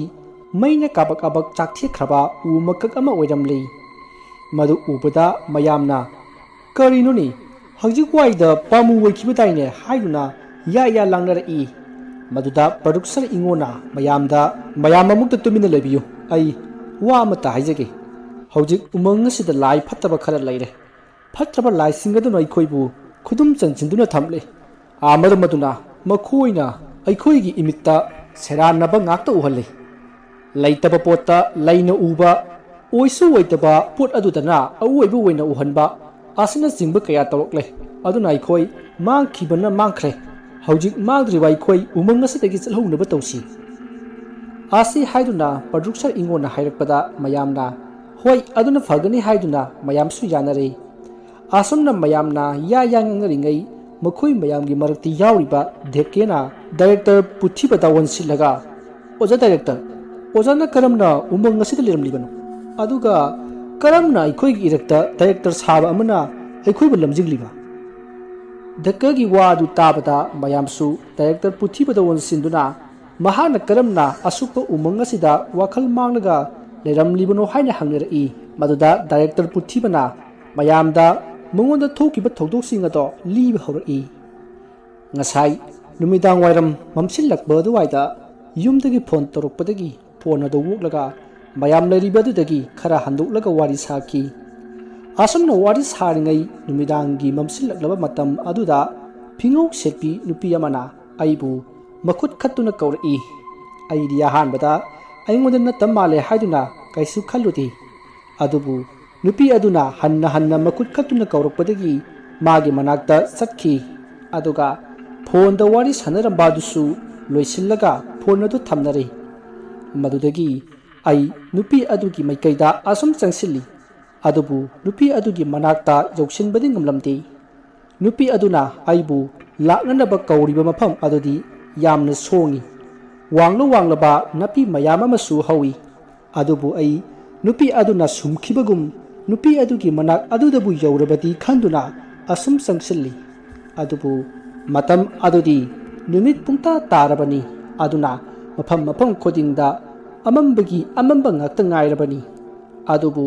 ꯑꯩꯗꯤ ꯅꯨꯄꯤ ꯑꯗꯨꯒꯤ ꯃꯅꯥꯛ ꯌꯧꯅꯅꯕ ꯑꯗꯨꯝ ꯆꯠꯂꯤ ꯑꯁꯨꯝꯅ ꯆꯪꯁꯤꯟꯕꯗ ꯑꯩꯅ ꯎꯔꯤꯕ ꯅꯨꯄꯤ ꯑꯗꯣ ꯑꯁꯨꯝ ꯃꯃꯤ ꯁꯥꯃꯤ ꯃꯥꯡꯁꯤꯜꯂꯛꯄꯒꯨꯝ ꯇꯧꯔꯛꯏ ꯃꯇꯝ ꯑꯗꯨꯗ ꯑꯩꯅ ꯎꯔꯤꯕ ꯅꯨꯄꯤ ꯑꯗꯣ ꯃꯤ ꯅꯠꯇ꯭ꯔꯦ ꯕꯨꯠ ꯄ꯭ꯔꯦꯠ ꯁꯣꯏꯗꯅ ꯑꯣꯏꯔꯝꯂꯒꯅꯤ ꯍꯥꯏꯅ ꯋꯥꯈꯜ ꯂꯥꯛꯈꯤ ꯃꯗꯨꯗꯒꯤ ꯑꯩ ꯀꯤꯔꯛꯂꯗꯨꯅ ꯅꯨꯄꯤ ꯑꯗꯨꯒꯤ ꯃꯅꯥꯛꯇ ꯆꯪꯁꯤꯟꯕ ꯑꯗꯨ ꯂꯦꯞꯂꯒ ꯑꯩ ꯃꯌꯥꯝꯅ ꯂꯩꯍꯧꯔꯤꯕ ꯃꯐꯝ ꯑꯗꯨꯗ ꯆꯠꯂꯒꯦ ꯍꯥꯏꯗꯨꯅ ꯍꯥꯊꯨ ꯃꯥꯏ ꯑꯁꯤ ꯂꯩꯊꯣꯔꯛꯄꯗꯗꯤ ꯑꯩꯒꯤ ꯏꯃꯥꯡꯃꯛꯇꯗ ꯂꯦꯞꯂꯒ ꯅꯨꯄꯤ ꯑꯗꯣ ꯂꯩꯔꯝꯂꯦ ꯅꯨꯄꯤ ꯑꯗꯨꯒꯤ ꯁꯛꯇꯝꯗꯣ ꯑꯉꯛꯄꯅꯤ ꯃꯃꯥꯏ ꯑꯗꯣ ꯃꯊꯣꯡ ꯃꯔꯝ ꯈꯪꯗꯦ ꯃꯃꯤꯠ ꯑꯗꯨꯅ ꯈꯗꯥꯡꯗ ꯄꯥꯜꯂꯤ ꯑꯗꯨꯒ ꯃꯅꯥꯇꯣꯟ ꯑꯗꯨꯅ ꯃꯔꯥꯏꯕꯛ ꯂꯣꯝꯗ ꯄꯥꯜꯂꯤ ꯃꯃꯩ ꯃꯀꯣꯛ ꯑꯣꯟꯅꯕ ꯃꯀꯣꯛ ꯍꯥꯏꯕꯗꯣ ꯑꯣꯏꯔꯝꯃꯤ ꯃꯗꯨ ꯎꯔꯨꯕꯗꯒꯤ ꯑꯩ ꯃꯐꯝ ꯑꯗꯨꯗꯒꯤ ꯃꯐꯝ ꯃꯔꯥꯡ ꯈꯪꯗꯅ ꯄꯪꯆꯦꯟꯗ ꯆꯦꯟꯕ ꯍꯧꯔꯛꯏ ꯑꯩꯅ ꯆꯦꯜꯂꯤꯕꯗꯣ ꯃꯐꯝ ꯀꯗꯣꯝꯗꯅꯣ ꯍꯥꯏꯕꯗꯣ ꯑꯩ ꯏꯁꯥꯅ ꯚꯥꯞ ꯇꯥꯖꯗꯦ ꯑꯗꯨꯝꯅ ꯑꯩꯅ ꯑꯁꯨꯝ ꯆꯦꯜꯂꯛꯄꯗ ꯑꯃꯝꯕ ꯃꯔꯛ ꯑꯣꯏꯕꯅꯤꯅ ꯑꯆꯧꯕ ꯎ ꯑꯃꯗ ꯊꯣꯝꯖꯤꯟꯈꯤ ꯃꯗꯨꯗꯒꯤ ꯑꯩ ꯆꯦꯟꯕ ꯉꯝꯗꯗꯨꯅ ꯎ ꯃꯈꯣꯡ ꯑꯗꯨꯗ ꯂꯣꯡꯅ ꯍꯤꯞꯂꯒ ꯎ ꯑꯗꯨꯗ ꯉꯥꯊꯔꯒ ꯑꯩꯒꯤ ꯇꯨꯡꯗ ꯀꯅꯥ ꯂꯥꯛꯂꯤꯕ ꯖꯥꯠꯅꯣ ꯍꯥꯏꯗꯨꯅ ꯌꯦꯡꯊꯣꯛꯂꯨꯕꯗ ꯉꯁꯥꯏ ꯑꯩꯅ ꯎꯈꯤꯕ ꯅꯨꯄꯤ ꯑꯗꯣ ꯎ ꯑꯃꯗꯒꯤ ꯎ ꯑꯃꯗ ꯑꯁꯥꯡꯕ ꯃꯈꯨꯠ ꯑꯗꯨꯅ ꯂꯥꯝꯗꯨꯅ ꯅꯞꯇꯨꯅ ꯑꯩꯒꯤ ꯃꯥꯏꯀꯩ ꯇꯝꯅ ꯂꯥꯛꯂꯤꯕꯗꯣ ꯎꯔꯦ ꯃꯇꯝ ꯑꯗꯨꯗ ꯑꯩꯒꯤ ꯏꯁꯥꯗ ꯃꯨꯁꯤꯟ ꯃꯨꯕ ꯇꯤꯟꯗꯧꯅ ꯇꯧꯕ ꯃꯔꯤꯛ ꯃꯌꯥꯝ ꯑꯃ ꯑꯩꯒꯤ ꯏꯁꯥꯗ ꯃꯔꯦꯡ ꯀꯥꯔꯛꯏ ꯃꯗꯨꯗ ꯑꯩꯅ ꯈꯨꯠꯅ ꯐꯅ ꯀꯟꯅ ꯀꯟꯊꯣꯛꯏ ꯑꯗꯨꯕꯨ ꯑꯩ ꯎꯄꯥꯏ ꯂꯩꯔꯝꯗꯦ ꯃꯗꯨꯗꯒꯤ ꯑꯩꯅ ꯑꯩꯒꯤ ꯐꯨꯔꯤꯠ ꯈꯣꯡꯒ꯭ꯔꯥꯎ ꯄꯨꯝꯅꯃꯛ ꯂꯧꯊꯣꯛꯂꯒ ꯂꯥꯛꯇꯨꯅ ꯂꯪꯊꯣꯛꯈꯤ ꯃꯇꯝ ꯑꯗꯨꯗ ꯑꯩꯒꯤ ꯏꯃꯥꯡꯗ ꯎ ꯑꯃꯗꯒꯤ ꯎ ꯑꯃꯗ ꯂꯥꯝꯗꯨꯅ ꯂꯥꯛꯂꯤꯕ ꯅꯨꯄꯤ ꯑꯗꯨꯁꯨ ꯏꯅꯥꯛꯇ ꯌꯧꯁꯤꯜꯂꯛꯂꯦ ꯃꯗꯨ ꯎꯕꯗ ꯑꯩ ꯀꯟꯅ ꯂꯥꯎꯔꯒ ꯆꯦꯟꯅꯅꯕ ꯇꯧꯕꯗ ꯅꯨꯄꯤ ꯑꯗꯨꯅ ꯑꯩꯒꯤ ꯏꯅꯥꯛ ꯌꯧꯁꯤꯜꯂꯛꯂꯒ ꯑꯩꯒꯤ ꯏꯈꯣꯡ ꯑꯁꯦ ꯄꯥꯏꯔꯒ ꯀꯣꯏꯆꯤꯡ ꯆꯤꯡꯈꯤ ꯃꯗꯨꯗ ꯑꯩ ꯎ ꯑꯃꯗꯒꯤ ꯎ ꯑꯃꯗ ꯊꯣꯝꯖꯤꯟꯕꯗꯒꯤ ꯑꯩ ꯒ꯭ꯌꯥꯟ ꯃꯥꯡꯈ꯭ꯔꯦ ꯑꯩꯅ ꯒ꯭ꯌꯥꯟ ꯇꯥꯔꯛꯄꯗ ꯅꯈꯣꯏ ꯑꯩꯒꯤ ꯏꯅꯥꯛꯇ ꯂꯩꯔꯝꯂꯤꯕ ꯑꯁꯤꯅꯤ ꯅꯈꯣꯏꯅ ꯉꯁꯥꯏ ꯃꯤ ꯑꯃ ꯂꯥꯎꯕꯒꯤ ꯃꯈꯣꯜ ꯇꯥꯏ ꯍꯥꯏꯔꯤꯕꯗꯣ ꯑꯩꯅ ꯂꯥꯎꯕꯒꯤ ꯃꯈꯣꯜ ꯑꯣꯏꯔꯝꯒꯅꯤ ꯑꯁꯨꯝꯅ ꯗꯥꯏꯔꯦꯛꯇꯔ ꯄꯨꯊꯤꯕꯅ ꯍꯥꯏꯔꯛꯄ ꯑꯗꯨ ꯇꯥꯕꯗ ꯃꯌꯥꯝꯗꯣ ꯑꯃꯨꯛꯀ ꯍꯦꯟꯅ ꯀꯤꯅꯈ꯭ꯔꯦ ꯃꯇꯝ ꯑꯗꯨꯗ ꯎꯃꯪ ꯃꯅꯨꯡ ꯑꯗꯨꯗ ꯌꯥꯝꯅ ꯀꯤꯅꯤꯡꯉꯥꯏ ꯑꯣꯏꯔꯕ ꯑꯍꯧꯕ ꯃꯈꯣꯜ ꯑꯃ ꯇꯥꯔꯛꯏ ꯈꯣꯟꯖꯦꯜ ꯑꯗꯨ ꯁꯥꯅ ꯈꯣꯡꯕꯁꯨ ꯃꯥꯜꯂꯤ ꯑꯗꯨꯒ nupi amana kappa lawbasu mali khonjel aduna umung ado pungnin nilli maruda mayam do mana thokpa sinna ba honara i khonjel adu tarubudigi mayam do wakhal thoktabagum tawri matam aduda producer ingona mayam amta senkhinu ko hauji aikhoi gi pot chai thanamba mafam ado aduda chalasi aduga light thangduna mafam maruda war suwana ahinga simalelasi producer ingogi wa adu tabada mayam do hoi haiduna yanari adubu makhoi khara amati mafam masida kuina leithabada afaba oiroi aduna yum lomda hannaba tawsi haina i maruda khara amana hojik mafam masidagi yum yongna bachat pa haibase yamna khudong thiningai ni maramdi mafam masi kadai jaga no haibasu amamba ngaktani na udri masigi su mathakta aikhoina mafam amada amuk chat uba haibase kali thinagadori bano haiba kana amatana khangba ngamdi aduna mafam amada lengdana leibana punamak phagani haiduna makhoi khara amana hairi masidagi mayamsu amatta oina hoi phare aduna pharani haiduna makhoi gi pot sai thanamba mafam adomda pulap laklei asumna lakpada makhoina uruba using amati mafam kayata imam mamba surungumna leiriba amamba marak aduta migi mawong sumanba sagi mawong sumanba kaya phan chonglibado uri adubu makhoina uribadu yamna kuina ubanati haiphet napi marak adudagi phan chongkhalakpa matamda makhoina painariba flax aduna phat kapsilubada haiphet uhubadani asum lakpada ngasai film masigi but sakhiba umonina magi camera adu on tawduna mafam maduda thuliba thoduksing uribasing adu namhaugi haiduna video record tawsilli asomna video matik khara record tawraba matung yenglubada makhoigi akoibada mafi maron setaba masada choli mali tawpa ut machuri kuchu taba mayang ikang kangba mi mayam ama leptuna leibado uribasing adusu mayek sengna ubunati maikhu oi maniloina ubani madu urubada umonido kanna lauraga phone do laktana langthoaga manakta lariba mamanabi amata kanna konsilli maduda mayamna kaidorage haiduna hangnari maduda umonina magi phonda video record tawbada makhoigi akoibada but mayabam ui haina mayamda hairi aduga director puthibase asi suni haina hairi umunigi wa adu tabada mayamna puthibagi manakta leirambado manaktagi sat handuknai aduga umunina namkiba camera aduda kari ubuno haiduna mayamna jingnakpada camera aduda butki mami amata taramti makhoigi akoibada hauba uwa napi amati makhoigi kangbu adu natana atopa amata mami taramti director puthibasu mayamga sap manana adum urami maduda mayamna umonida sikaidoroge kalisu udena haiduna mayamna hairakpada umonina magi phone namkiba video aduda amuk jengbadadi karimata uramdi maduda umonina haujikta aina yengbadadi akiba saktam mayam ama uribani aduga oda director ge makoksu yawduna uribani asi haiduna mahak kablai maduda mayamna pharase nangi mita pangu uba oiramgani salasi lao haiduna mayam punna amuk laklei matam aduda makhoi mayam gi maraktagi khara marin panba nupa amana mayamna tawriba asida madi itha thajaramdi mahakti but pretna makhoida ayetpa pire haibase thajaramdi adubu mahak khaktangna hairupati angawbu tarani khalnaduna tumina leiribani matam aduda mahakna mayamgi matung lomda khara kontharaga makhong ado phaktoklaga makok non tharaga makrang lomtagi yingri matam aduda magi mamai mapa sapsana nupi amagi inapi amana khanghautana khangkhan khajalai phi adusu amuba machuni maduda nupa ado khangprek khangna makok to phat nongkhalai aduga akoiba aduda koyeng jingi adubu kanasu leiramdi maduda mahakna karinune aina hoji uribadubo nupigi inapi amuba natabrane asumna khallaga amakasu makok ado nontharagi yengi matam aduda magalaknaba kangbu adugi matungda inapi amuba inbi nupi amana makhoigi kangbu adugi matungda tapna इन्नबगी सक्तम ओइना उरे मदु उबदा मकुक नोंथरगे जिंगलिब नुपा अदो सट नोंखलकलगा मयामना चलिबा अदुदा जिंगई मदुदसु अवुबे मक्की ओइना Infy अमुबा इनबी मसम यामना सांगबी नुपी अमा मयामगी मतुक इनदुना लेरमले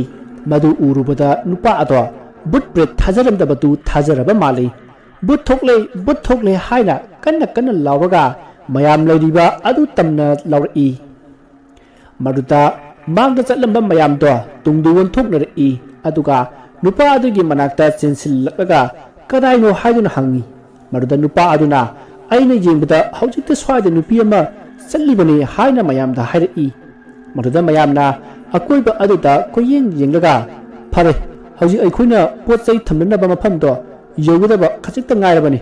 aduna prapap chasi asi haiduna makoi amuk punna prapap chatpa hore asomna makoi usin nachin makoina pot chai thanamba mafam mado chawri matam aduda makoina ngasaidagi mangkhre haiduna koithi thiriba pamudo mafam aduda tumduna leiramle maduda mayamna pamu haina kawi maduda cameraman Suresna mayamda tumina layu kawgunu haina मकुटा इंगित पिरमी मदुदा मयामना करिगिनु हाइना इंगित तौनै मदुदा cameraman Sudeshna मागे camera अदु लौथोकलगा तुमदुना लैरिबा पामुबु video नमलमी मतम अदुदा तुमदुना लैरिबा पामुदो मंगक जावदुना लैरमी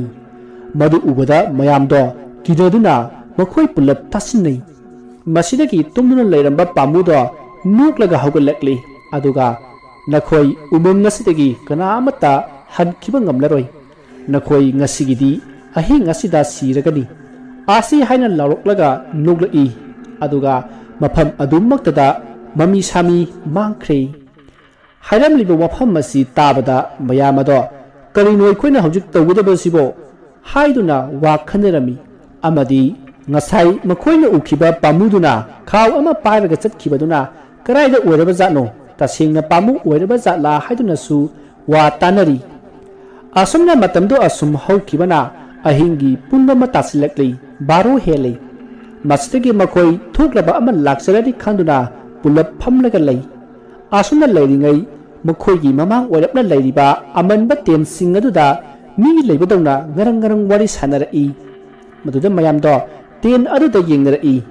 मतमदुदा तेन मनुंग अदुदगी नुपा अमा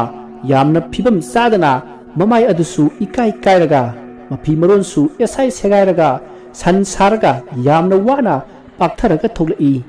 मतमदुदा सरु सरंग दौना तौपा मयांग इकंग कंगपा मुसिन मुबा मखुट अमना नुपा अदुगी मखोंग अदु पायरगा सरो सरो सिंगसिनखी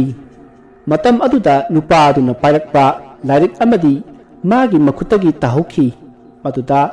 थौदोक अदुबु कीना जेंगलिबा मखोई मयाम अदुना लाइरिक अदु करी इरिबनु येंगसी हाइदुना मखोई नुपा अहुम चतुना लाइरिक अदु लौरुरे अदुगा मयाम लैरिबा अदुदा पोरकलगा लाइरिक अदो हांदोकलगा येंगी मतम अदुदा लाइरिक अदु लाइरिक नति बुई अमनि हाइबा खंगलकले बुई अदुदा वहाई कया अमा इरमी वाई सिंग अदु पारुबदा मखोई अमुक हेना की खिदुना नुपी सिंग अदुदी कपनबा हौरकले बुई अदुदा असुमना इरमी उमंग असिगी मनुंगदा थवाई मयाम अमा लैबनी थवाई मयाम अदुगी मरकता मकुक जाउदबा थवाई अमा यावबनी महाकपु थिंगखरबदी थिंगरिबा मियोय सिंगदो अमत्ते हिंगना युमदा हंगंदे लोइने सिगली अदुना उमंग असिदगी हिंगना युमदा हंगे हायरबदी उमंग असिगी मनुंगदा नुपी हनुबी अमा लैबनी महाक अचंबा नुपी नति महाकसु लाइनी भूतनी अदुना नुपी अदुपु कौरगा मतेंग निजौ नीबगी मवोंग अदुसु सुमना अखोईगी इतिंग पांगबियो हाइना नीरबदी कैदौनुंगदा यारक्लोई अदुना असुमना नियु अखोई उमंग असिदा उ यालिबा मिफत्ता सिंग असिना अखोईबु हाटकदौरे अदुना अखोईबु कनबियो हाइना हाइजौ मदु ओइरबदी नखोईगी नतेंग सोदना पांगनी नुपी अदो उमंग असिदा उ यानबा मियोई सिंगना हाटखिबनी मरम अदुना उमंग असिदा उ यानबा मियोई सिंगसे मादी यामना सावगनी हिंगनबनी अदुना उ यानबा मी सिंगना हाट तौरे अवाबा पीरे मतेंग पांगबियो हाइगदबनी अदुबु नुपी अदु मफम अमा हेक्तदगी कौबदि लाक्लोई उमंग असिदा खांगपोक सिंग अमा लैबनी madu koithi thiro aduga khangpoksang aduda changlaga magi photo leiramgani photo aduda khoilumduna haijagadabani madu natrabadi lakloi adubu khangpoksang adugi leifamdi aikhoisu khangdrei khangpoksang adu thiba honabada aiga lakminaba imanaba punamak sikhrei adusu yamna akiba mawongda mafam marang khangdana hekta mangkhraga uthakta asiba haksang oina yanduna hekta leirami aduga amana mafam amada asum lengdana leiragadi phagani haina khaluganu aduna amukki hena sathibani aduna yamna thuna nongalamdaigi pung ani tadringai khangpoksang ado thihoro adubu oibadi oiroi asumna iramba asida mayamdo hena kinakhibani masidagi mayamna adudi aikoi mafam masida kuinan leithaba yararoi khangpoksang adu thinanaba tausi asumna hanaduna mayamado khangpoksang adu kadaida leibano haina thiba hawraklei matam adu ahingi pung ama helabani matam aduda but sabi umoni gi nakongda iche aigi tung ilo haiduna sonthangna hairi maduda umoni na karinune haiduna koyeng yengbadadi phingok setpi nupi ama magi nakanda leplaga leirami amaba marak oibnina masakti khangdi masidagi phingok setpi nupi aduna mafam amaromda chakkhri maruda umonina mayam asida phingok setpi ama chatle haiduna khudumbi thinduna lawri maduda mayamna kadaino haiduna yengbadadi kanasu leiba udi masidagi mayamna phare hojik makhatana thisi la o haiduna mafam khuding koithi thirami matam maduda umonina wakalla makhalai karino hojik aigi nakongda hairambadu aigi itungda ilo o isi haiba karino but aduna imonda isi kauri basibo phingok setpa laidi aphabani hainabani aduna ai matung ilage asi khanduna ngasai man ukiba phingok setpi aduna satkiba maikai adomda mahak satpa hawi maruda mayamna karomdro nang chalibadubo haina hangai maruda umonina khangpoksang ado somda leiramgadaba male aduna somda chalase haiduna mahak parap chatli maruta mayamna nangna chalibadudi nangna ngasai phingok setpi ama chatle haiba mafam adomdani ne nangsu putna chelabro haiduna yali adubu umonidi mayamna yalabasu somda chatkani haiduna amamba marak aduta adumak chatkri maduda mayamsu mathanda thadokpadi yadabarina makhoi khara amana matungda inakhri aduga khara amana atoppa mafam ataida thiba sakkhri asumna umoni hoidu prap lakli asumna makhoina asum lakpada awaiba maki oina khangpoksang ama leibado urai khangpoksang adugi akoibata chauraba ujau kaya hori aduga mafam ado mayamga manadana ingi masidagi umoni amadi magi kangbu aduna makhoigi kangbu adu tananaba khangpoksang ado leire somda lao haina kanna laukhi matam aduda umoni hoina lauriba domda yamna thajadana nonglei nusit ama nganglaga lakpadawna surot lauraga makhoi tamna sichillai maruda umoni ga leiriba makhoi mayam ado kirakladuna khangpoksang adugi manungda changsilli aduga thong ado chejet lonsilli makhoina khangpoksang aduda changlakpada khangpoksang ado mirang yamna thanglami amadi kaso ani lerami ahanba ka aduda phamung ama thai aduga manungda leiriba ka adudana phamung ani napsinna thai madu mayamdu ubada umoni do karino maningsing badangna masada ningkok laurami asumna ka adugi akoibada asum yenglakpada nupi amagi photo ama leirami aduga photo adugi nakanda photo amasu leirami yamna ngagribati photo khara chawpa frame aduda yauriba nupi adudi makhoi kanamatana khangdi aduga khara pikpa photo ge frame aduda yauriba nupi ani gi photo ado amana khara chawpa frame aduda yauriba nupi aduni aduga nupi amana umoni ni madu ubada umoni ga lakminaba makhoi singado umoni da yinglai aduga kiduna magi manakta gi handuknai maruda umoni na karigino noina aingonda jingribasibo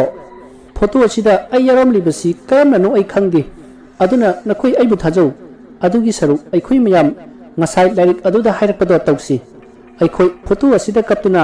aikhoi umungi uyanbasingna awawa pire aikhoi bukan yu haise asumna umonina mayamda hairakpadagi mayam adu singnana photo achobada yauriba photo aduda kaptuna nijarakli matam aduda mapandagi umoni dake haiduna kauri maduda umoni amati magal leminariba miyoi singado yamna singnaba amagal lonena thong ado hangi matam aduda makhoi ki kangbu ado oiramli matam aduda umonina nakoi de karamna khangdana mafam asida laklibano haina hangi maduda cameraman Sudeshna karinuni umoni nangna aikhoi bu kanbiyo haiduna lawbadagi aikhoi laklibani ne maduda umonina aidi lawkhidena haina khomi maduda producer ingona farase kamai tore photo do thingnarabra haina hangi maduda umonina thingnare haina khomi masadege makhoi mayamna photo aduda khoiramduna ngasai larikta haikhiba adugi matung inna makhoina kaptuna aikhoi umang asigi uyanba sing ngasina awaba pire haina kablai tanja aduda umoni do ima haina khanglaw lawraga wanthakri maduda mayamna umoni kedorage haiduna gyan lakna bohonari matam aduda umoni do mamiti pangdana tapna hawgalai aduga challasila o hairaga mahak yum adudagi thokri maruda mayamsu mawong amani haiduna matung inay asomna makhoina khangpuksang adudagi hek thokpaga khangpuksang adugi thongado masa matomta yamna kanna thingjinki maruda mayamdo khangprek khangi masidegi mayamdo umonigi matung inaduna prap lai asomna lapana haujikti nongalamdaigi uchek woya khongbugi makhol tarakli maruda mayamdo kitangdi pukning maka lambagum tori asumna sum lakpana haujikti makhoi ki gari khampham mapham mado jorukli madu jorukpada mayam do angakpa ama thengnari makhoi na ngasai dagi mangkhre haiduna thiriba pamu do gari manungda tumlaga leirami maruda mayam na pamu haiduna haudukrami maruda pamu do makeup thoroklaga nukhoi labo kaida chaluribano haina hanglai maruda mayam na aikhoi lari ne nang mungarang kaida manguge haina hangi maruda pamuna aidi ngarang khung hamba chalubani aduga aina halakpada nakhoi kana amata lagamdre marudugi aina makhoi si aina ngarabna chakhrama lene aduna di gari de lagam tare haidana gari thamliba somda lakpada su nakhoi de lagamdre marudugi aina nakhoi lakpa ngaibo goina asum gari manungda leiringai gari ge akuibasida mi chatpa na heba ayo lawbage makhol kaya tarai marudagi ai kirak aduna gari dagi kumtharaga nakhoi kauduna thiki adubu sungphang phangkhide tajadu da laptakna maingal ama ubutagi nakhoi soidana oramlani khandana maingal aduda lappadadi khawdi mayam ama lerami adubu nakhoi di amata leramde maruda leiriba khawsing aduda kari yauriba chano hayana asum yinglingai thapna miyoi khara asiba boloi ku thanglaga matungda nupi mayam amana kaplaga lai madu urubadagi ai tawel jawba pek ama paraga gari tamna chenkhibani aduga gari manungda pekudagi tawel do lokthoklaga isa se kupsilaga nakhoi lakpa ngaikibani aduga aidi asum tungkhamaladana matam aduda cameraman Sudeshna oi matam du nangna uribado ai khoini ne kurna tine thanglibado nangi asiba nasani ne masidi wade tabada pamuna kainu hasibo aidi sida leisidi yingmutu ai sida leisidi asomna yamna pakhat na hairi maruta producer na yare hojik madugi matam natre yumda yamna thununa hanuna batausi asi haiduna mayamado jumlomda laknaki masigi matung producer ingogi yumda hojik lai changliba umoni do pusin biduna phakta hifanduna thamli matam aduda umoni di asi bagun tuminna leiri film number khraga orakliba phibam masida yumgi mi singsu yamna pakhatnari masidagi producer ingona makhoigi lekai aduda leiba amaiba ama kauduna umoni bu yinghallamki maduda amaiba aduna masiri aina ngamlaroi aduna aigi oza amaiba abiksana adu kaudaba yararoi hairaki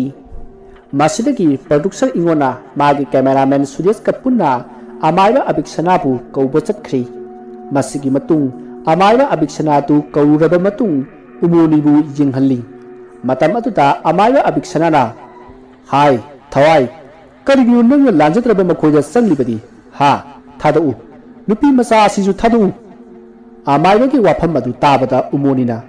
Kari, Amaiba, Aina yi isita kaidong jababu, Nangi kari na thawlay. Asi haiduna Amaiba adu da sayrakpada Amaiba aduna Kari, Nanga karam na nupi masa asida isi thoiba, Haina hanglai, Marada umuni gi masada sangli ba thawkayaduna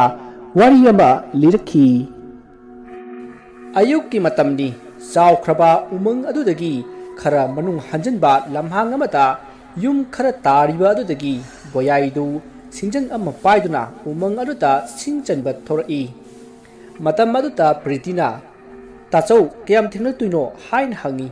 Maruta Boyaina, Kuiroda, Hanke Matamuda Adum Lakani, Anasiga Punaleramu, Asi Hiram Laga, Boyaidu, Magi, Uyan Pamlomda Satkri, Boyagi Mazanupi Anini, Amana Pritini, Aduga Amana, Sweetini, Makweki Apokpa Apokpi like Kidre,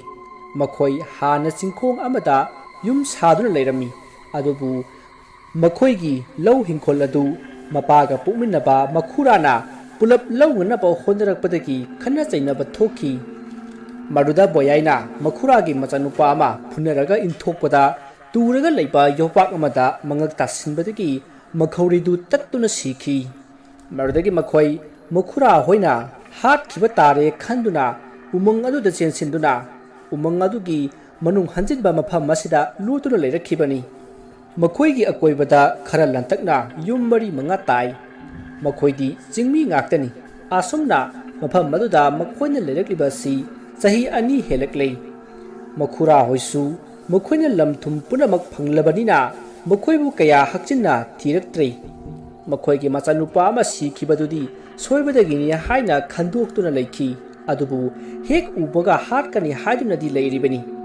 Asum the Lairakana, Noma. Umang aduta thaudok ama thoki Boyaina numit kayani sangna yanjaba u singatu punna kunthraga tarit suri aduna truck amata load tawna ba tawringai maga u yanminaba nupa amana Boyaina yaliba u wasi sopnagi kunthra khaktani aduna taret amadi makhoi mayamdagi huranbani aduna kunthra khatamak jolu taret amadi yonba yaroi haiduna kanna thinglei maruda Boyaina Aina yanba ugi masing aina khangi nakoina asomna hi hek tawduna aingondagi u loribase phana yamle aduna ngasidi u amata piroi haiduna mayamaduga muknaraklei masidagi khana chainaba thokpadagi Boyaina makhoi nupa ahumbu yamna thina phudatlami masidagi mahakna u kunthraga tret adu punna trakta lot tawraba matungda sen thinaduna trak ado chalankhre aduga Boyaisu yum lomda halai Mahana Satkibadu, Mana Puramba, Makoi Ahumna, Yamna Sauna Yingu Lehowi, Aduga Makoi, Laman Kungani Haiduna, Nangara E. Asum the Haukibana, Ta Ahumuk Haukrabamatung, Noma, Boyaina Uwama Jalingai, Maga Tangana, Uyanba, Nupa Karana, U Ador, Mangundu Wina to Silhalami. Maruda Boyaina, Sentorakpada, Maga Hana Punakiba, Makoi Nupa Ahum Maduna. Boyaibu Parga, Utrokliba Aduda, Langshinki, Maramaduna Boyaida, Saurabo U Aduna Nantikpada, Mahak Kudak Aduda Punsi Loiki.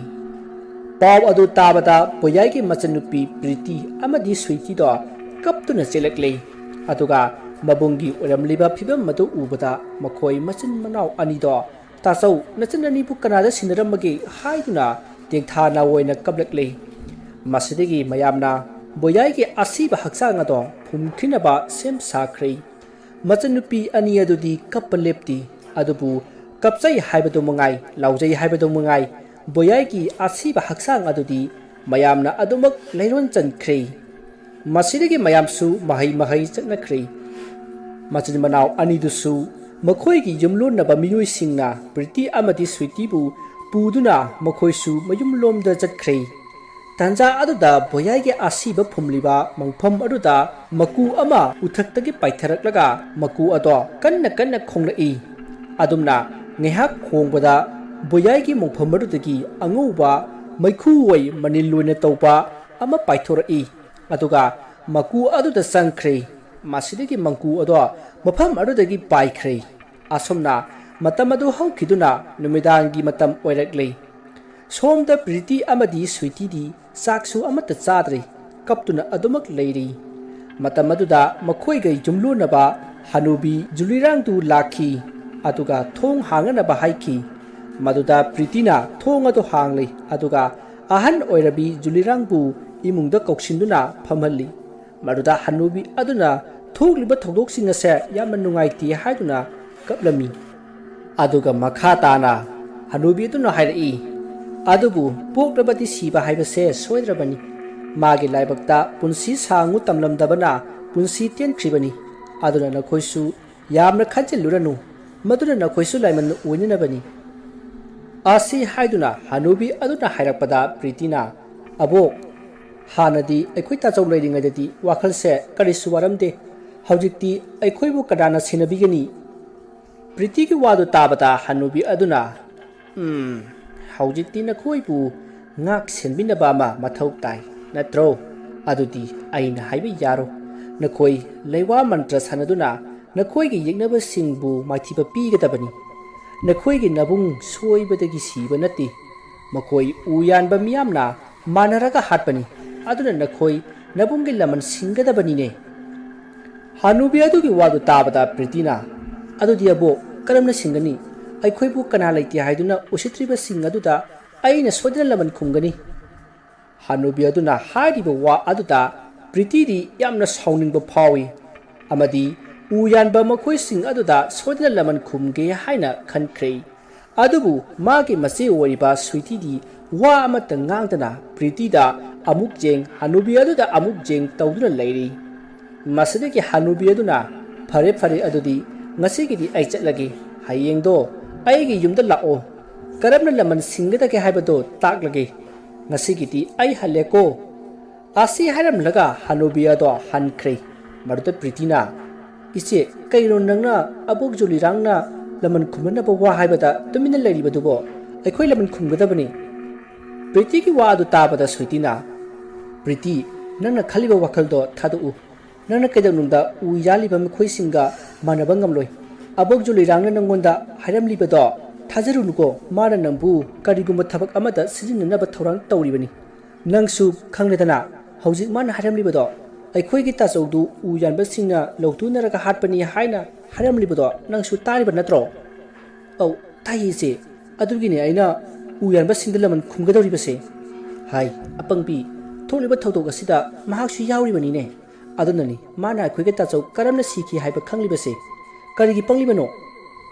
ꯏꯆꯦ ꯑꯗꯨꯒꯤꯗꯤ ꯑꯕꯣꯛ ꯖꯨꯂꯤꯔꯥꯡꯁꯦ ꯑꯃꯥꯏꯕꯤ ꯑꯐꯥꯎꯕꯤꯅꯤ ꯏꯆꯦꯅꯁꯨ ꯍꯥꯟꯅ ꯈꯪꯂꯤꯕꯗꯨꯗꯤ ꯀꯔꯤꯒꯤ ꯃꯁꯤꯗ ꯆꯤꯡꯅꯅꯤꯡꯉꯥꯏ ꯂꯩꯒꯦ ꯃꯥꯗꯤ ꯑꯃꯥꯏꯕꯤꯅꯤꯅ ꯄꯨꯝꯅꯃꯛ ꯈꯪꯂꯤꯕꯅꯤ ꯑꯗꯣ ꯄ꯭ꯔꯤꯇꯤ ꯃꯥꯅ ꯄꯨꯝꯅꯃꯛ ꯈꯪꯂꯒ ꯀꯔꯤꯒꯤ ꯍꯥꯟꯅ ꯃꯥꯡꯖꯧꯅꯅ ꯍꯥꯏꯗ꯭ꯔꯤꯕꯅꯣ ꯍꯧꯖꯤꯛꯇꯗ ꯁꯤꯔꯕ ꯀꯥꯟꯁꯤꯗ ꯍꯥꯏꯔꯛꯂꯤꯕ ꯅꯪ ꯑꯩꯅ ꯍꯥꯏꯔꯤꯕꯁꯤꯅꯤ ꯑꯕꯣꯛ ꯖꯨꯂꯤꯔꯥꯡꯒꯤ ꯋꯥ ꯊꯥꯖꯔꯨꯅꯨꯀꯣ ꯍꯣꯏ ꯏꯆꯦ ꯑꯁꯨꯝꯅ ꯄ꯭ꯔꯤꯇꯤꯅ ꯃꯆꯦ ꯁ꯭ꯋꯤꯇꯤꯗ ꯍꯣꯏ ꯍꯥꯏꯔꯕꯁꯨ ꯊꯃꯣꯏꯗꯗꯤ ꯁꯣꯏꯗꯅ ꯂꯃꯟ ꯈꯨꯝꯒꯅꯤ ꯍꯥꯏꯗꯨꯅ ꯆꯞ ꯌꯨꯡꯅ ꯂꯩꯈ꯭ꯔꯤ ꯑꯁꯨꯝꯅ ꯃꯇꯝ ꯑꯗꯨ ꯍꯧꯈ꯭ꯔꯦ ꯃꯊꯪꯒꯤ ꯅꯣꯡ ꯉꯥꯜꯂꯤ ꯃꯇꯝ ꯑꯗꯨꯗ ꯌꯨꯝꯂꯣꯟꯅꯕ ꯍꯅꯨꯕꯤ ꯑꯗꯨꯅ ꯃꯥꯒꯤ ꯌꯥꯝꯂꯕ ꯃꯀꯨ ꯃꯌꯥꯝ ꯑꯃ ꯊꯋꯥꯏꯁꯤꯡ ꯂꯧꯔꯨꯅꯕꯒꯤꯗꯃꯛꯇ ꯊꯥꯗꯣꯛꯈ꯭ꯔꯤ ꯑꯁꯨꯝꯅ ꯃꯀꯨꯁꯤꯡ ꯑꯗꯨꯅ ꯄꯣꯔꯛꯄ ꯊꯋꯥꯏꯁꯤꯡ ꯑꯗꯣ ꯍꯅꯨꯕꯤ ꯑꯗꯨꯒꯤ ꯃꯁꯥꯗ ꯍꯥꯟꯖꯤꯟꯗꯨꯅ ꯃꯍꯥꯛꯅ ꯄꯨꯟꯁꯤ ꯀꯌꯥ ꯁꯥꯡꯅ ꯍꯤꯡꯕ ꯉꯝꯒꯗꯧꯔꯤꯕꯅꯤ ꯑꯁꯨꯝꯅ ꯇꯧꯔꯛꯄꯅ ꯃꯍꯥꯛ ꯉꯁꯤ ꯐꯥꯎꯕ ꯍꯤꯡꯗꯨꯅ ꯂꯩꯔꯤꯕꯅꯤ ꯁꯣꯝꯗ ꯅꯥꯀꯜ ꯑꯃꯗꯅ ꯄ꯭ꯔꯤꯇꯤꯅ ꯂꯣꯛꯅꯨꯡꯗꯒꯤ ꯏꯁꯤꯡ ꯁꯣꯛꯂꯨꯒꯦ ꯍꯥꯏꯅ ꯃꯆꯦ ꯁ꯭ꯋꯤꯇꯤꯗ ꯍꯥꯏꯔꯝꯂꯒ ꯆꯠꯈ꯭ꯔꯦ ꯃꯗꯨꯗ ꯁ꯭ꯋꯤꯇꯤꯗꯤ ꯏꯆꯝ ꯆꯝꯅ ꯑꯗꯨꯝ ꯍꯣꯏ ꯍꯥꯏꯗꯨꯅ ꯂꯩꯍꯧꯏ ꯁꯣꯝꯗꯅ ꯄ꯭ꯔꯤꯇꯤꯗꯣ ꯍꯅꯨꯕꯤ ꯖꯨꯂꯤꯔꯥꯡꯒꯤ ꯃꯌꯨꯝꯗ ꯂꯥꯛꯂꯤ ꯑꯗꯨꯒ ꯑꯕꯣꯛ ꯑꯕꯣꯛ ꯍꯥꯏꯗꯨꯅ ꯀꯧꯔꯝꯃꯤ ꯃꯗꯨꯗ ꯖꯨꯂꯤꯔꯥꯡ ꯍꯅꯨꯕꯤꯗꯣ ꯊꯣꯔꯛꯏ ꯑꯗꯨꯒ ꯏꯁꯨ ꯅꯨꯄꯤ ꯅꯪ ꯂꯥꯛꯂꯕ꯭ꯔꯥ ꯍꯥꯏꯅ ꯍꯪꯂꯛꯏ ꯃꯗꯨꯗ ꯄ꯭ꯔꯤꯇꯤꯅ ꯍꯣꯏ ꯑꯕꯣꯛ ꯍꯥꯏꯗꯨꯅ ꯈꯨꯝꯃꯤ ꯃꯁꯤꯗꯒꯤ ꯍꯅꯨꯕꯤ ꯖꯨꯂꯤꯔꯥꯡꯅ ꯏꯃꯨꯡꯗ ꯆꯪꯁꯤ ꯍꯥꯏꯗꯨꯅ ꯏꯃꯨꯡꯗ ꯄꯨꯁꯤꯜꯂꯤ ꯑꯗꯨꯒ ꯍꯅꯨꯕꯤ ꯖꯨꯂꯤꯔꯥꯡꯅ ꯅꯪꯅ ꯂꯥꯛꯂꯤꯕꯁꯤ ꯑꯩꯅ ꯉꯔꯥꯡ ꯍꯥꯏꯔꯝꯕ ꯊꯕꯛ ꯑꯗꯨꯒꯤ ꯅꯠꯇ꯭ꯔꯣ ꯑꯁꯤ ꯍꯥꯏꯅ ꯍꯪꯉꯤ ꯃꯗꯨꯗ ꯄ꯭ꯔꯤꯇꯤꯅ ꯃꯥꯅꯦ ꯑꯕꯣꯛ ꯍꯥꯏꯗꯨꯅ ꯈꯨꯝꯃꯤ ꯃꯁꯤꯗꯒꯤ ꯍꯅꯨꯕꯤ ꯑꯗꯨꯅ ꯐꯔꯦ ꯐꯔꯦ ꯑꯗꯨꯗꯤ ꯅꯪꯅ ꯃꯈꯣꯏꯁꯤꯡ ꯑꯗꯨꯒ ꯍꯛꯊꯦꯡꯅꯅ ꯐꯨꯅꯕ ꯆꯩꯅꯕ ꯇꯧꯗꯨꯅ ꯍꯥꯠꯄꯗꯤ ꯉꯝꯂꯣꯏꯗꯕꯅꯤꯅ ꯅꯪ ꯂꯥꯏ ꯁꯥꯟꯅꯕ ꯇꯥꯕꯅꯤ ꯋꯥꯗꯨ ꯇꯥꯕꯗ ꯄ꯭ꯔꯤꯇꯤ ꯁ꯭ꯋꯥꯏ ꯂꯥꯎꯏ ꯃꯁꯤꯗꯒꯤ ꯃꯍꯥꯛ ꯀꯤꯗꯨꯅ ꯑꯕꯣꯛ ꯑꯗꯨꯗꯤ ꯑꯩ ꯉꯝꯂꯣꯏꯌꯦ ꯌꯥꯝ ꯀꯤ ꯍꯥꯏꯗꯨꯅ ꯍꯥꯏꯔꯝꯃꯤ ꯃꯗꯨꯗ ꯍꯅꯨꯕꯤ ꯑꯗꯨꯅ ꯀꯔꯤꯒꯤ ꯀꯤꯔꯤꯕꯅꯣ ꯈꯜꯂꯨ ꯑꯗꯨꯛ ꯅꯨꯡꯁꯤ ꯆꯥꯟꯅꯅ ꯂꯩꯔꯝꯕ ꯅꯈꯣꯏꯒꯤ ꯏꯃꯨꯡꯕꯨ ꯐꯠꯇ꯭ꯔꯕ ꯎ ꯌꯥꯟꯕꯁꯤꯡ ꯑꯗꯨꯅ ꯀꯥꯡꯈꯣꯡ ꯆꯥꯏꯍꯜꯂꯦꯗꯅ ꯅꯪꯒꯤ ꯅꯕꯨꯡꯕꯨꯁꯨ ꯍꯥꯠꯄꯤꯈ꯭ꯔꯦ ꯑꯗꯨꯒ ꯅꯈꯣꯏꯅ ꯀꯔꯤꯁꯨ ꯇꯧꯗꯅ ꯂꯩꯒꯗꯧꯔꯤꯕ ꯃꯗꯨꯒꯤꯁꯨ ꯃꯊꯛꯇ ꯅꯈꯣꯏꯗꯤ ꯅꯨꯄꯤ ꯉꯥꯛꯇꯅꯤ ꯀꯔꯤꯒꯨꯝꯕ ꯈꯨꯗꯣꯡꯊꯤꯕ ꯇꯥꯔꯛꯂꯕꯗꯤ ꯀꯔꯝꯅ ꯅꯈꯣꯏ ꯅꯁꯥ ꯉꯥꯛꯊꯣꯛꯆꯒꯅꯤ ꯃꯨꯟꯅ ꯈꯜꯂꯨ ꯍꯅꯨꯕꯤ ꯑꯗꯨꯒꯤ ꯋꯥꯗꯨ ꯇꯥꯕꯗ ꯄ꯭ꯔꯤꯇꯤꯗꯣ ꯉꯥꯏꯍꯥꯛ ꯋꯥꯈꯜ ꯇꯧꯏ ꯑꯗꯨꯒ ꯑꯕꯣꯛ ꯑꯗꯨꯗꯤ ꯀꯔꯝꯅ ꯇꯧꯒꯗꯕꯅꯣ ꯍꯥꯏꯅ ꯍꯪꯂꯛꯏ ꯃꯗꯨꯗ ꯍꯅꯨꯕꯤ ꯑꯗꯨꯅ ꯁꯦꯠꯁꯦ ꯑꯩ ꯋꯥ ꯍꯥꯏꯒꯦ ꯍꯧꯖꯤꯛꯀꯤꯗꯤ ꯂꯥꯏꯁꯣꯟ ꯑꯃ ꯄꯥꯡꯊꯣꯛꯂꯒ ꯂꯣꯏꯔꯦ ꯑꯗꯨꯒ ꯍꯣꯔꯦꯟ ꯑꯍꯤꯡ ꯑꯁꯦ ꯑꯩꯒꯤꯗ ꯂꯥꯛꯎ ꯍꯣꯔꯦꯟ ꯑꯍꯤꯡ ꯇꯧꯒꯗꯧꯔꯤꯕ ꯊꯕꯛ ꯑꯁꯤꯗꯤ ꯌꯥꯝꯅ ꯁꯥꯊꯤꯕ ꯊꯕꯛꯅꯤ ꯊꯕꯛ ꯑꯁꯤꯕꯨ ꯇꯧꯈ꯭ꯔꯕꯗꯤ ꯅꯍꯥꯛ ꯑꯆꯝꯕ ꯃꯤ ꯑꯃ ꯑꯣꯏꯔꯔꯣꯏ ꯅꯪꯅꯗ ꯃꯨꯟꯅ ꯌꯦꯡꯕꯗ ꯃꯤꯁꯛ ꯑꯗꯣ ꯏ ꯑꯣꯗꯨꯅ ꯁꯤꯒꯗꯧꯔꯤꯕꯅꯤ ꯑꯗꯨ ꯑꯣꯏꯔꯕꯗꯤ ꯅꯈꯣꯏꯗ ꯃꯤꯅ ꯃꯤꯠꯅ ꯍꯪꯒꯠꯅ ꯌꯦꯡꯕ ꯐꯥꯎꯕ ꯉꯝꯂꯣꯏꯗꯧꯔꯤꯕꯅꯤꯅꯦ ꯃꯇꯝ ꯑꯗꯨꯗꯗꯤ ꯅꯍꯥꯛꯁꯦ ꯂꯥꯏꯔꯦꯝꯕꯤ ꯑꯃꯒꯨꯝ ꯄꯥꯏꯕꯁꯨ ꯉꯝꯒꯗꯧꯔꯤꯕꯅꯤ ꯑꯗꯨꯒ ꯃꯤꯅ ꯅꯪꯁꯦ ꯎꯍꯟꯗꯅ ꯆꯠꯄꯁꯨ ꯉꯝꯒꯗꯧꯔꯤꯕꯅꯤꯅꯦ ꯑꯁꯤꯒꯨꯝꯂꯕ ꯍꯅꯨꯕꯤ ꯑꯗꯨꯒꯤ ꯋꯥꯗꯨ ꯇꯥꯕꯗ ꯄ꯭ꯔꯤꯇꯤꯒꯤ ꯋꯥꯈꯜ ꯃꯄꯨꯡ ꯐꯥꯗ꯭ꯔꯤꯕ ꯃꯀꯣꯛ ꯑꯗꯨꯗ ꯆꯪꯈꯤꯗꯨꯅ ꯃꯍꯥꯛ ꯍꯣꯔꯦꯟ ꯑꯍꯤꯡ ꯁꯣꯏꯗꯅ ꯂꯥꯛꯀꯦ ꯍꯥꯏꯔꯝꯂꯒ ꯃꯍꯥꯛ ꯆꯠꯈꯤꯒꯦ ꯇꯧꯏ ꯃꯗꯨꯗ ꯍꯅꯨꯕꯤ ꯑꯗꯨꯅ ꯉꯥꯏꯈꯣ ꯍꯧꯖꯤꯛꯀꯤꯗꯤ ꯊꯧꯔꯝ ꯑꯃ ꯇꯧꯈꯤꯁꯤ ꯍꯥꯏꯗꯨꯅ ꯂꯥꯏꯁꯣꯟ ꯇꯤꯟꯁꯣꯟ ꯈꯔ ꯇꯧꯔꯤ ꯑꯗꯨꯒ ꯄ꯭ꯔꯤꯇꯤꯒꯤ ꯃꯉꯛꯇ ꯂꯤꯛ ꯑꯃꯁꯨ ꯁꯤꯕꯤꯔꯛꯏ ꯃꯗꯨꯗ ꯄ꯭ꯔꯤꯇꯤꯅ ꯂꯤꯛ ꯑꯁꯤꯗꯤ ꯁꯤꯕ ꯌꯥꯔꯣꯏ ꯏꯆꯦꯅ ꯀꯔꯤꯒꯨꯝꯕ ꯎꯔꯕꯗꯤ ꯌꯥꯝꯅ ꯁꯥꯎꯅꯤ ꯍꯥꯏꯗꯨꯅ ꯂꯤꯛ ꯑꯗꯣ ꯂꯧꯊꯣꯛꯂꯝꯃꯤ ꯃꯁꯤꯗꯒꯤ ꯍꯅꯨꯕꯤ ꯑꯗꯨꯅ ꯐꯔꯦ ꯂꯤꯛꯁꯦ ꯁꯤꯗ꯭ꯔꯕꯁꯨ ꯀꯩꯁꯨ ꯀꯥꯏꯗꯦ ꯑꯗꯨꯕꯨ ꯅꯪ ꯍꯣꯔꯦꯟ ꯑꯍꯤꯡꯗꯤ ꯁꯣꯏꯗꯅ ꯂꯥꯛꯎ ꯍꯥꯏꯅ ꯍꯅꯨꯕꯤ ꯑꯗꯨꯅ ꯍꯥꯏꯔꯛꯏ ꯃꯁꯤꯗꯒꯤ ꯄ꯭ꯔꯤꯇꯤ ꯑꯗꯨ ꯍꯅꯨꯕꯤ ꯑꯗꯨꯒꯤ ꯃꯌꯨꯝꯗꯒꯤ ꯊꯣꯔꯛꯂꯤ ꯃꯇꯝ ꯑꯗꯨꯗ ꯄ꯭ꯔꯤꯇꯤꯒꯤ ꯃꯆꯦ ꯁ꯭ꯋꯤꯇꯤꯗꯨ ꯂꯦꯞꯂꯒ ꯂꯩꯔꯝꯃꯤ ꯃꯗꯨꯗ ꯁ꯭ꯋꯤꯇꯤꯅ ꯅꯪ ꯃꯐꯝ ꯑꯁꯤꯗ ꯀꯩꯗꯧꯔꯝꯂꯤꯕꯅꯣ ꯍꯥꯏꯅ ꯍꯪꯉꯤ ꯃꯗꯨꯗ ꯄ꯭ꯔꯤꯇꯤꯅ ꯈꯨꯝꯐꯝ ꯈꯪꯗꯅ ꯏꯌꯥ ꯏꯌꯥ ꯇꯧꯗꯨꯅ ꯂꯩꯔꯤꯉꯩ ꯍꯅꯨꯕꯤ ꯖꯨꯂꯤꯔꯥꯡꯗꯣ ꯃꯄꯥꯟꯗ ꯊꯣꯔꯛꯏ ꯑꯗꯨꯒ ꯑꯩꯅ ꯂꯣꯛꯇꯒꯤ ꯏꯁꯤꯡ ꯁꯣꯛꯄꯗ ꯊꯥꯡꯕ ꯉꯝꯗꯕꯗꯒꯤ ꯏꯁꯨ ꯄ꯭ꯔꯤꯇꯤꯁꯦ ꯊꯥꯡꯍꯜꯂꯝꯕꯅꯤ ꯍꯥꯏꯗꯨꯅ ꯈꯨꯝꯂꯝꯃꯤ ꯑꯗꯨꯕꯨ ꯄꯨꯝꯅꯃꯛ ꯁ꯭ꯋꯤꯇꯤꯅ ꯈꯪꯕꯒꯨꯝ ꯌꯥꯝꯅ ꯁꯥꯎꯅ ꯍꯅꯨꯕꯤ ꯑꯗꯨꯗ ꯌꯦꯡꯂꯝꯂꯒ ꯄ꯭ꯔꯤꯇꯤꯕꯨ ꯃꯈꯨꯠ पायदुना पूरगा चटख्रे मसिदगी युम जौरबता स्वीटीना मनाउनुपी प्रीतिबु करिगी हनुबी अदुगी युमदा चटलिबनो आइना चटकनो हाइख्रबा नत्रा हाइदुना यामना चैरमी फुसु फुरमी मरुदा प्रीतिदो कपतुना इचे आइ मतुंग चटलरोय हाइदुना कपली मरुदा स्वीटीदो अमुक नुंगाइरक्तदुना मनाउनुपीबु फुखिबा सै अदो थुदी इ अदुगा मनाउनुपीबु कोंदुना कपसै अदुगा हाइरई प्रीति नंग इचेना हारिबसि याव मतुंग अमुक हना हनुबीदुगी मनाक्ता चटकनको मासे याम फत्तबा ब्लैक मैजिक तौबा हनुबीनी मासु लेकाय मियामना माना तौरिबा थबकतु खंगनरकपदगी हारना बतानरकपदा मफम मसदा लुतुना लैखिबनी नंग मागी मनाक्ता अमुक हना चटपा यारोयको माना अखोयगी कायानबा कैदोनुंगा तौरकलोय माना पालिबसे मियुइबगी थवाइनी थवाइ सिंगदो लौसिलिबा मखै माना कुइना सांगना पुंसि हिंगदौरिबनी अदुना अखोयदा ओइदबा मयाम अमा हाइजिनदुना मागी खुलाई ओइननबा महाना सिलिबनी मरुदा नंग जारुनको स्वीटीगी असिगुमलबा वाहैसिंग असि तारुबदगी मनाउनुपी प्रीतिदो वाखल ओनख्रे अदुना हनुबी अदुगी मनाक्ता अमुक हन्ना चटलरोय हाइना खनख्रे असुमना मतमदु हौख्रे नुमिदांग वैसिलक्ली नुमिदांगदु प्रीतिगी मसादा करिनोमा इतौ तौई स्वाई स्वाई लाउपा कनागुम्बा अमना कौबदौना तौरकपा कया अमा तौरई अदुबु महाक मसीददी हाइदोकलमदी असुमना मतमदु हौखिबना अहिंगी मतम ओइरक्ली मतम अदुदा मखोय नुंगाइना तुमली तंजा अदुदा प्रीतिगी नाकोंगदा प्रीति प्रीति अखोय लागले थोरओ हाइना कौरई मदुदा प्रीतिना कनानोने अइबु कौरिबसिबो हाइदुना फमुंगदगी तपना कुमथरई अदुगा थोंग अदो तपना हांगलगा कना कना लैबनो हाइना येंगी अदुबु कनासु लैबदी उरमदी मसिदगी प्रीतिना थोंग अदो लोनसिनगी हेक तौबगा प्रीति हाइना कौरई खोंजल अदु ताबदा प्रीतिना दुंगदा सट लैथोकलगा कनानो हाइना येंगी मतमदुदा मागी मबुंग बोयाइदो ओइरमले मबुंग बोयाइ ओइरमबदुदा महाक यामना हराउखी मतमदुदा बोयाइना प्रीति नखोइबु आइगी लमन खुमनरोइद्रो आई उ यानबसिंग अदुना लौतुनरगा हाटपनी नखोइना करिगुम्बा नुपा ओइरमलबदी आइगी लमन सोइदना खुमलकदबनी अदुबु नखोइदी नुपीनीना आइगी लमन खुम्बा ngamjredo मसी खल्लुबदा नबुंगदी थमोइसे प्रोपोक चाई फरे प्रीति आई चटलगे नंग आइगी लमन खुमो उको प्रीति asumna poyaidu lauramlaga mangkhrei matam aduda pritidu mikap khangthok tholai tauriba punabak hanubi aduna sem saduna mahaki magic season aduna priti ki mamangda uhallibani masidagi priti do magi mamangda mapung hairam ballaman khummu haiba ado ningsingduna mahak phamungdagi kumthrakli aduga thong ado tapna hanglaga mahak mapada thorakli aduga thong ado tapna ngasilaga hanubi julirangi yumda laklei mahaga lakpatu hanubi julirangna khangladuna mapanda parap tholai aduga imungda pusilai matam aduda julirangi yum manung ado manam ama inam nami masidagi pritina abo hauji aikone tawgadabi base karino haina hangi maruda hanubi aduna pritibu phamhalli aduga hairi se sigi aina thamliba parta asida nangi I mari khara thahansi haujik nate ko aina horen lewa mantra ma solakani maruda nangna aina pirakpa ingit ki matung ina nangi I ado patra asida tahangadabani ko adu werapati punamak loire asi hairaga hanubi ado nui asomna hairamlaga hanubi ado yamna hauna lewa ma solai aduga nakandagi mi ki makuk ki saru ama puthok maruda makhutna nalaga lewa singdo solai asumna torokpada priti do masada karino haifam khangdaba ama phaurak tanja aduda hanubi aduna magi makhuttu sokhanduna I thokallaga patra aduda hapmanaba hairaki masidagi priti su hanubi aduna haiwagi matung inna magi makhut adu manakta leiriba sori aduna lenthattuna I thokhalli aduga patra aduda tahali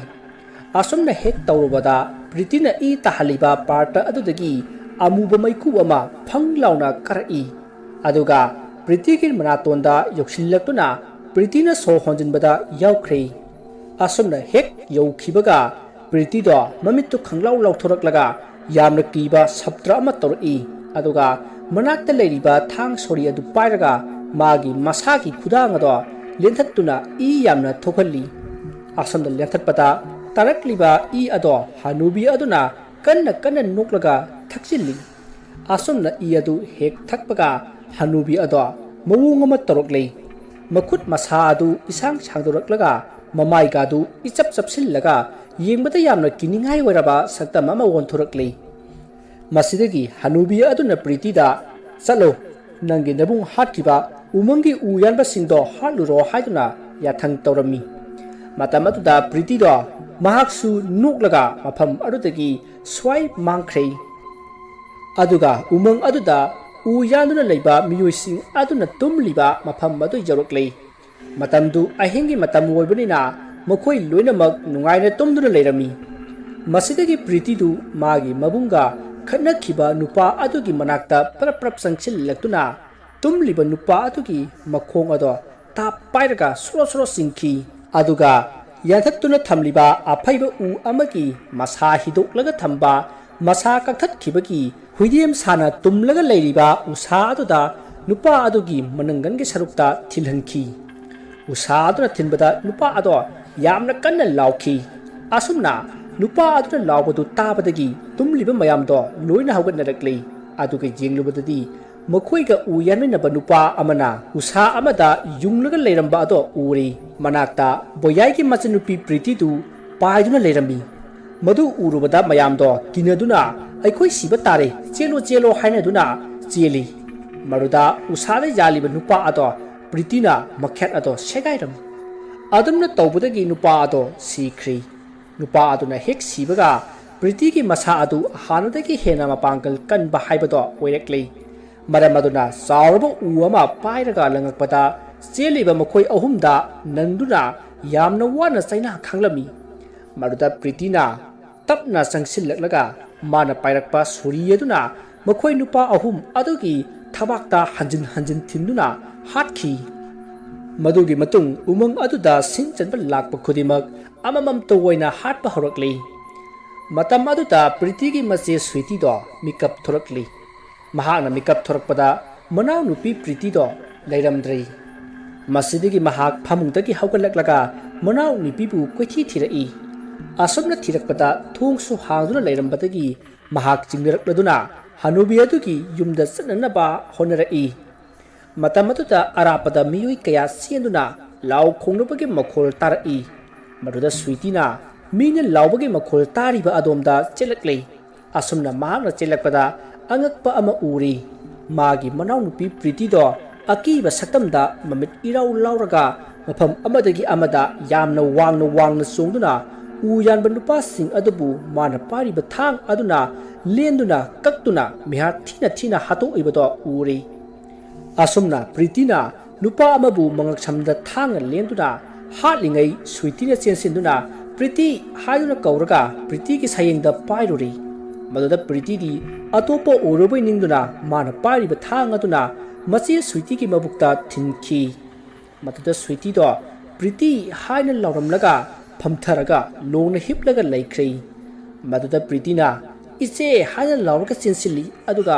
ꯌꯥꯝꯅ ꯀꯞꯈꯤ꯫ ꯑꯗꯨꯒ ꯏꯆꯦ ꯑꯩ ꯂꯥꯜꯂꯦ ꯍꯥꯏꯗꯨꯅ ꯃꯆꯦꯕꯨ ꯀꯣꯡꯈꯠꯂꯤ꯫ ꯃꯗꯨꯗ ꯁ꯭ꯋꯤꯇꯤꯅ ꯅꯪꯅ ꯍꯅꯨꯕꯤ ꯑꯗꯨꯒꯤ ꯋꯥꯗ ꯏꯜꯂꯨꯅꯨ,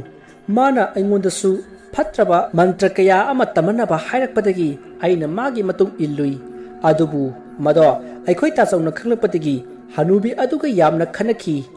ꯃꯗꯨꯅ ꯑꯩꯈꯣꯏ ꯇꯥꯆꯧꯗꯣ ꯍꯅꯨꯕꯤ ꯑꯗꯨꯅ ꯃꯥꯒꯤ ꯂꯩꯋꯥ ꯃꯟꯇ꯭ꯔ ꯁꯤꯖꯤꯟꯅꯗꯨꯅ ꯇꯥꯆꯧꯒ ꯊꯕꯛ ꯁꯨꯃꯤꯟꯅꯕ ꯃꯤꯁꯤꯡꯕꯨ ꯁꯨꯝꯗꯨꯅ ꯌꯦꯛꯅꯍꯜꯂꯒ ꯍꯥꯠꯍꯟꯈꯤꯕꯅꯤ꯫ ꯑꯗꯨꯒ ꯅꯪꯕꯨꯅ ꯃꯥꯒꯤ ꯃꯄꯥꯡꯒꯜ ꯀꯟꯅꯅꯕ ꯃꯤꯅꯥꯏ ꯑꯣꯏꯅ ꯁꯤꯖꯤꯟꯅꯕꯅꯤ꯫ ꯅꯪ ꯍꯅꯨꯕꯤ ꯑꯗꯨꯒꯤ ꯋꯥ ꯂꯧꯔꯨꯅꯨꯀꯣ꯫ ꯑꯁꯤ ꯍꯥꯏꯔꯝꯂꯒ ꯁ꯭ꯋꯤꯇꯤꯗꯣ ꯃꯅꯥꯎꯅꯨꯄꯤ ꯄ꯭ꯔꯤꯇꯤꯗ ꯌꯦꯡꯗꯨꯅ ꯑꯗꯨꯃꯛ ꯄꯨꯟꯁꯤ ꯂꯣꯏꯈ꯭ꯔꯦ꯫ ꯃꯗꯨꯗ ꯄ꯭ꯔꯤꯇꯤꯗꯣ ꯍꯥꯟꯅꯗꯒꯤ ꯍꯦꯟꯅ ꯁꯥꯊꯤꯕ ꯍꯦꯟꯈ꯭ꯔꯦ꯫ ꯃꯍꯥꯛꯅ ꯃꯊ꯭ꯋꯥꯏ ꯆꯥꯛꯅ ꯂꯥꯎꯕꯗ ꯎꯃꯪ ꯑꯗꯨꯗ ꯌꯥꯔꯦꯛꯂꯝꯕ ꯎꯆꯦꯛ ꯀꯌꯥ ꯄꯥꯏꯊꯣꯛꯅꯈꯤ꯫ ꯃꯁꯤꯗꯒꯤ ꯄ꯭ꯔꯤꯇꯤꯗꯨ ꯃꯈꯨꯠꯇ ꯊꯥꯡ ꯑꯗꯣ ꯆꯦꯖꯦꯠ ꯄꯥꯏꯗꯨꯅ ꯁ꯭ꯋꯥꯏ ꯃꯥꯡꯈ꯭ꯔꯦ ꯑꯗꯨꯒ ꯍꯅꯨꯕꯤ ꯑꯗꯨꯒꯤ ꯃꯅꯥꯛꯇ ꯐꯥꯎꯔꯛꯂꯦ꯫ ꯃꯇꯝ ꯑꯗꯨꯗ ꯍꯅꯨꯕꯤ ꯑꯗꯨꯅ ꯊꯕꯛ ꯄꯨꯝꯅꯃꯛ ꯇꯧꯔꯝꯂꯕ꯭ꯔꯥ, ꯅꯕꯨꯡꯒꯤ ꯂꯃꯟ ꯈꯨꯝꯂꯕ꯭ꯔꯥ ꯍꯥꯏꯅ ꯍꯪꯂꯛꯏ꯫ ꯃꯗꯨꯗ ꯄ꯭ꯔꯤꯇꯤꯅ ꯑꯩꯒꯤ ꯇꯥꯆꯧ ꯍꯥꯠꯄ ꯃꯤꯁꯤꯡ ꯇꯨꯝꯅꯕ ꯍꯥꯠꯂꯝꯂꯦ, ꯑꯃꯈꯛꯇ ꯉꯥꯏꯔꯦ ꯑꯁꯤ ꯍꯥꯏꯗꯨꯅ ꯍꯥꯏꯔꯝꯂꯒ ꯍꯅꯨꯕꯤ ꯑꯗꯨꯒꯤ ꯃꯕꯨꯛꯇ ꯄ꯭ꯔꯤꯇꯤꯅ ꯃꯥꯅ ꯄꯥꯏꯔꯤꯕ ꯊꯥꯡ ꯑꯗꯨꯅ ꯍꯟꯖꯤꯟ ꯊꯤꯟꯗꯨꯅ ꯍꯥꯠꯈꯤ꯫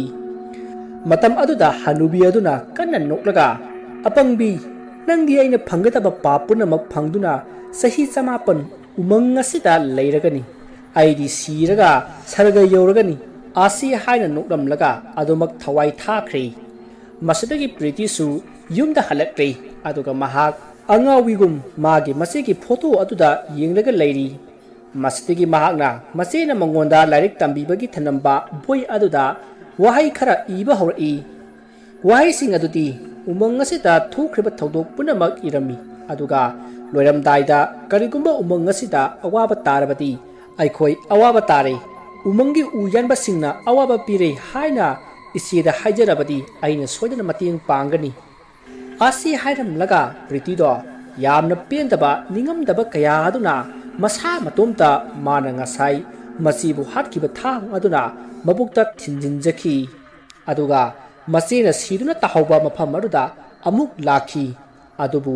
ꯀꯗꯣꯝꯗꯒꯤ ꯁꯤꯜꯂꯛꯄ ꯅꯨꯡꯁꯤꯠꯅꯣ ꯈꯪꯗꯦ, ꯁꯥꯐꯨ ꯀꯟꯅ ꯅꯨꯡꯁꯤꯠ ꯑꯃ ꯁꯤꯜꯂꯛꯂꯒ ꯄ꯭ꯔꯤꯇꯤꯗꯣ ꯁꯣꯔꯣ ꯆꯦꯟꯈꯤꯗꯨꯅ ꯎꯃꯪꯒꯤ ꯃꯤ ꯀꯅꯥꯁꯨ ꯆꯪꯅꯕ ꯉꯝꯅꯗꯕ ꯃꯐꯝ ꯑꯃꯗ ꯇꯥꯁꯤꯟꯗꯨꯅ ꯁꯤꯈꯤ꯫ ꯃꯁꯤꯗꯒꯤ ꯄ꯭ꯔꯤꯇꯤꯒꯤ ꯊꯋꯥꯏꯅ ꯎꯃꯪ ꯑꯗꯨꯗ ꯂꯩꯗꯨꯅ ꯎꯃꯪ ꯑꯗꯨꯗ ꯂꯥꯛꯄ ꯃꯤꯁꯤꯡꯗ ꯑꯋꯥꯕ ꯄꯤꯕ, ꯍꯥꯠꯄ ꯀꯌꯥ ꯇꯧꯗꯨꯅ ꯎꯃꯪ ꯑꯗꯨꯗ ꯂꯩꯈꯤꯕꯅꯤ꯫ ꯑꯗꯨꯕꯨ ꯍꯧꯖꯤꯛꯇꯤ ꯑꯗꯨꯒꯨꯝꯂꯕ ꯑꯩꯒꯤ ꯅꯨꯡꯁꯤꯔꯕ ꯏꯆꯦꯗꯣ ꯑꯩꯒꯤ ꯏꯅꯥꯛꯇ ꯂꯥꯛꯈꯤ꯫ ꯃꯍꯥꯛꯇꯨ ꯀꯅꯥꯁꯨ ꯅꯠꯇꯦ, ꯑꯩꯅ ꯁꯥꯗꯣꯡꯂꯤꯕ ꯅꯨꯄꯤ ꯑꯁꯤꯅꯤ꯫ ꯑꯁꯨꯝꯅ ꯋꯥꯔꯤ ꯂꯤꯔꯒ ꯎꯃꯣꯅꯤꯒꯤ ꯃꯁꯥꯗ ꯆꯪꯂꯤꯕ ꯄ꯭ꯔꯤꯇꯤꯒꯤ ꯊꯋꯥꯏ ꯑꯗꯣ ꯀꯞꯂꯛꯏ꯫ ꯃꯁꯤꯗꯒꯤ ꯑꯃꯥꯏꯕ ꯑꯗꯨꯅ ꯍꯦ ꯂꯥꯏꯕꯛ ꯊꯤꯔꯕ ꯊꯋꯥꯏ, ꯅꯪꯒꯤ ꯅꯤꯡꯉꯝꯗ꯭ꯔꯕ ꯊꯋꯥꯏ ꯑꯗꯨꯅ ꯅꯆꯦꯕꯨ ꯐꯪꯂꯦ ꯍꯥꯏꯔꯤꯕꯗꯣ ꯂꯥꯟꯕꯅꯤ꯫ ꯍꯧꯖꯤꯛꯇꯤ ꯃꯍꯥꯛ ꯅꯪꯒꯤ ꯅꯆꯦ ꯑꯣꯏꯗ꯭ꯔꯕꯅꯤ, ꯃꯍꯥꯛꯇꯤ ꯃꯄꯣꯛ ꯑꯃ ꯄꯣꯛꯂꯕꯅꯤ꯫ ꯑꯗꯨꯅ ꯅꯪ ꯀꯅꯥꯅꯣ ꯍꯥꯏꯕꯗꯣ ꯈꯪꯂꯔꯣꯏ꯫ ꯑꯗꯨꯅ ꯃꯥꯕꯨ ꯑꯋꯥꯕ ꯄꯤꯔꯒꯅꯨ, ꯅꯪꯁꯨ ꯅꯪꯒꯤ ꯅꯍꯟꯐꯝꯗ ꯍꯜꯂꯨ, ꯃꯥꯁꯨ ꯅꯨꯡꯉꯥꯏꯅ ꯂꯩꯖꯍꯧꯔꯁꯅꯨ, ꯅꯆꯦꯕꯨ ꯑꯋꯥꯕ ꯄꯤꯔꯒꯅꯨ꯫ ꯑꯁꯤ ꯍꯥꯏꯗꯨꯅ ꯑꯃꯥꯏꯕ ꯑꯗꯨꯅ ꯍꯥꯏꯔꯛꯄꯗ ꯎꯃꯣꯅꯤꯒꯤ ꯃꯁꯥꯗ ꯆꯪꯂꯤꯕ ꯄ꯭ꯔꯤꯇꯤꯒꯤ ꯊꯋꯥꯏ ꯑꯗꯨꯅ ꯐꯔꯦ ꯑꯣꯖꯥ ꯑꯃꯥꯏꯕ,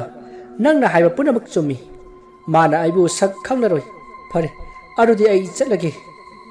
ꯑꯁꯤ ꯍꯥꯏꯔꯒ ꯎꯃꯣꯅꯤꯗꯣ ꯀꯞꯂꯛꯏ ꯑꯗꯨꯒ ꯒ꯭ꯌꯥꯟ ꯃꯥꯡꯈ꯭ꯔꯦ꯫ ꯃꯁꯤꯗꯒꯤ ꯑꯃꯥꯏꯕ ꯑꯗꯨꯅ ꯂꯥꯏꯁꯣꯟ ꯇꯤꯟꯁꯣꯟ ꯈꯔ ꯇꯧꯕꯗꯒꯤ ꯎꯃꯣꯅꯤꯗꯣ ꯋꯥꯈꯜ ꯂꯥꯛꯂꯤ ꯑꯁꯣꯝꯗ ꯎꯃꯪ ꯑꯗꯨꯗ ꯆꯪꯂꯨꯕꯗꯒꯤ ꯑꯋꯥꯕ ꯇꯥꯔꯨꯔꯕ ꯃꯈꯣꯏ ꯄꯨꯝꯅꯃꯛ ꯃꯍꯧꯁꯥꯒꯤ ꯄꯨꯟꯁꯤꯗ ꯍꯟꯖꯤꯟꯗꯨꯅ ꯇꯦꯛꯇ ꯀꯥꯏꯗꯅ ꯂꯩꯈꯤ ꯋꯥꯔꯤ ꯑꯁꯤ ꯃꯇꯥꯡ ꯑꯁꯤꯗ ꯂꯣꯏꯖꯔꯤ ꯋꯥꯔꯤ ꯑꯁꯤꯗ ꯁꯣꯏꯈꯤꯕ ꯂꯥꯟꯈꯤꯕ ꯋꯥꯍꯩ ꯋꯥꯇꯥ ꯇꯥꯕꯤꯔꯤꯕꯁꯤꯡꯅ ꯄꯨꯛꯆꯦꯜ ꯆꯥꯎꯅ ꯉꯥꯛꯄꯤꯒꯅꯤ ꯑꯌꯥꯝꯕ ꯑꯣꯏꯕꯗ ꯑꯃꯨꯛꯀ ꯍꯟꯅ ꯈꯣꯏꯔꯨꯝꯖꯔꯤ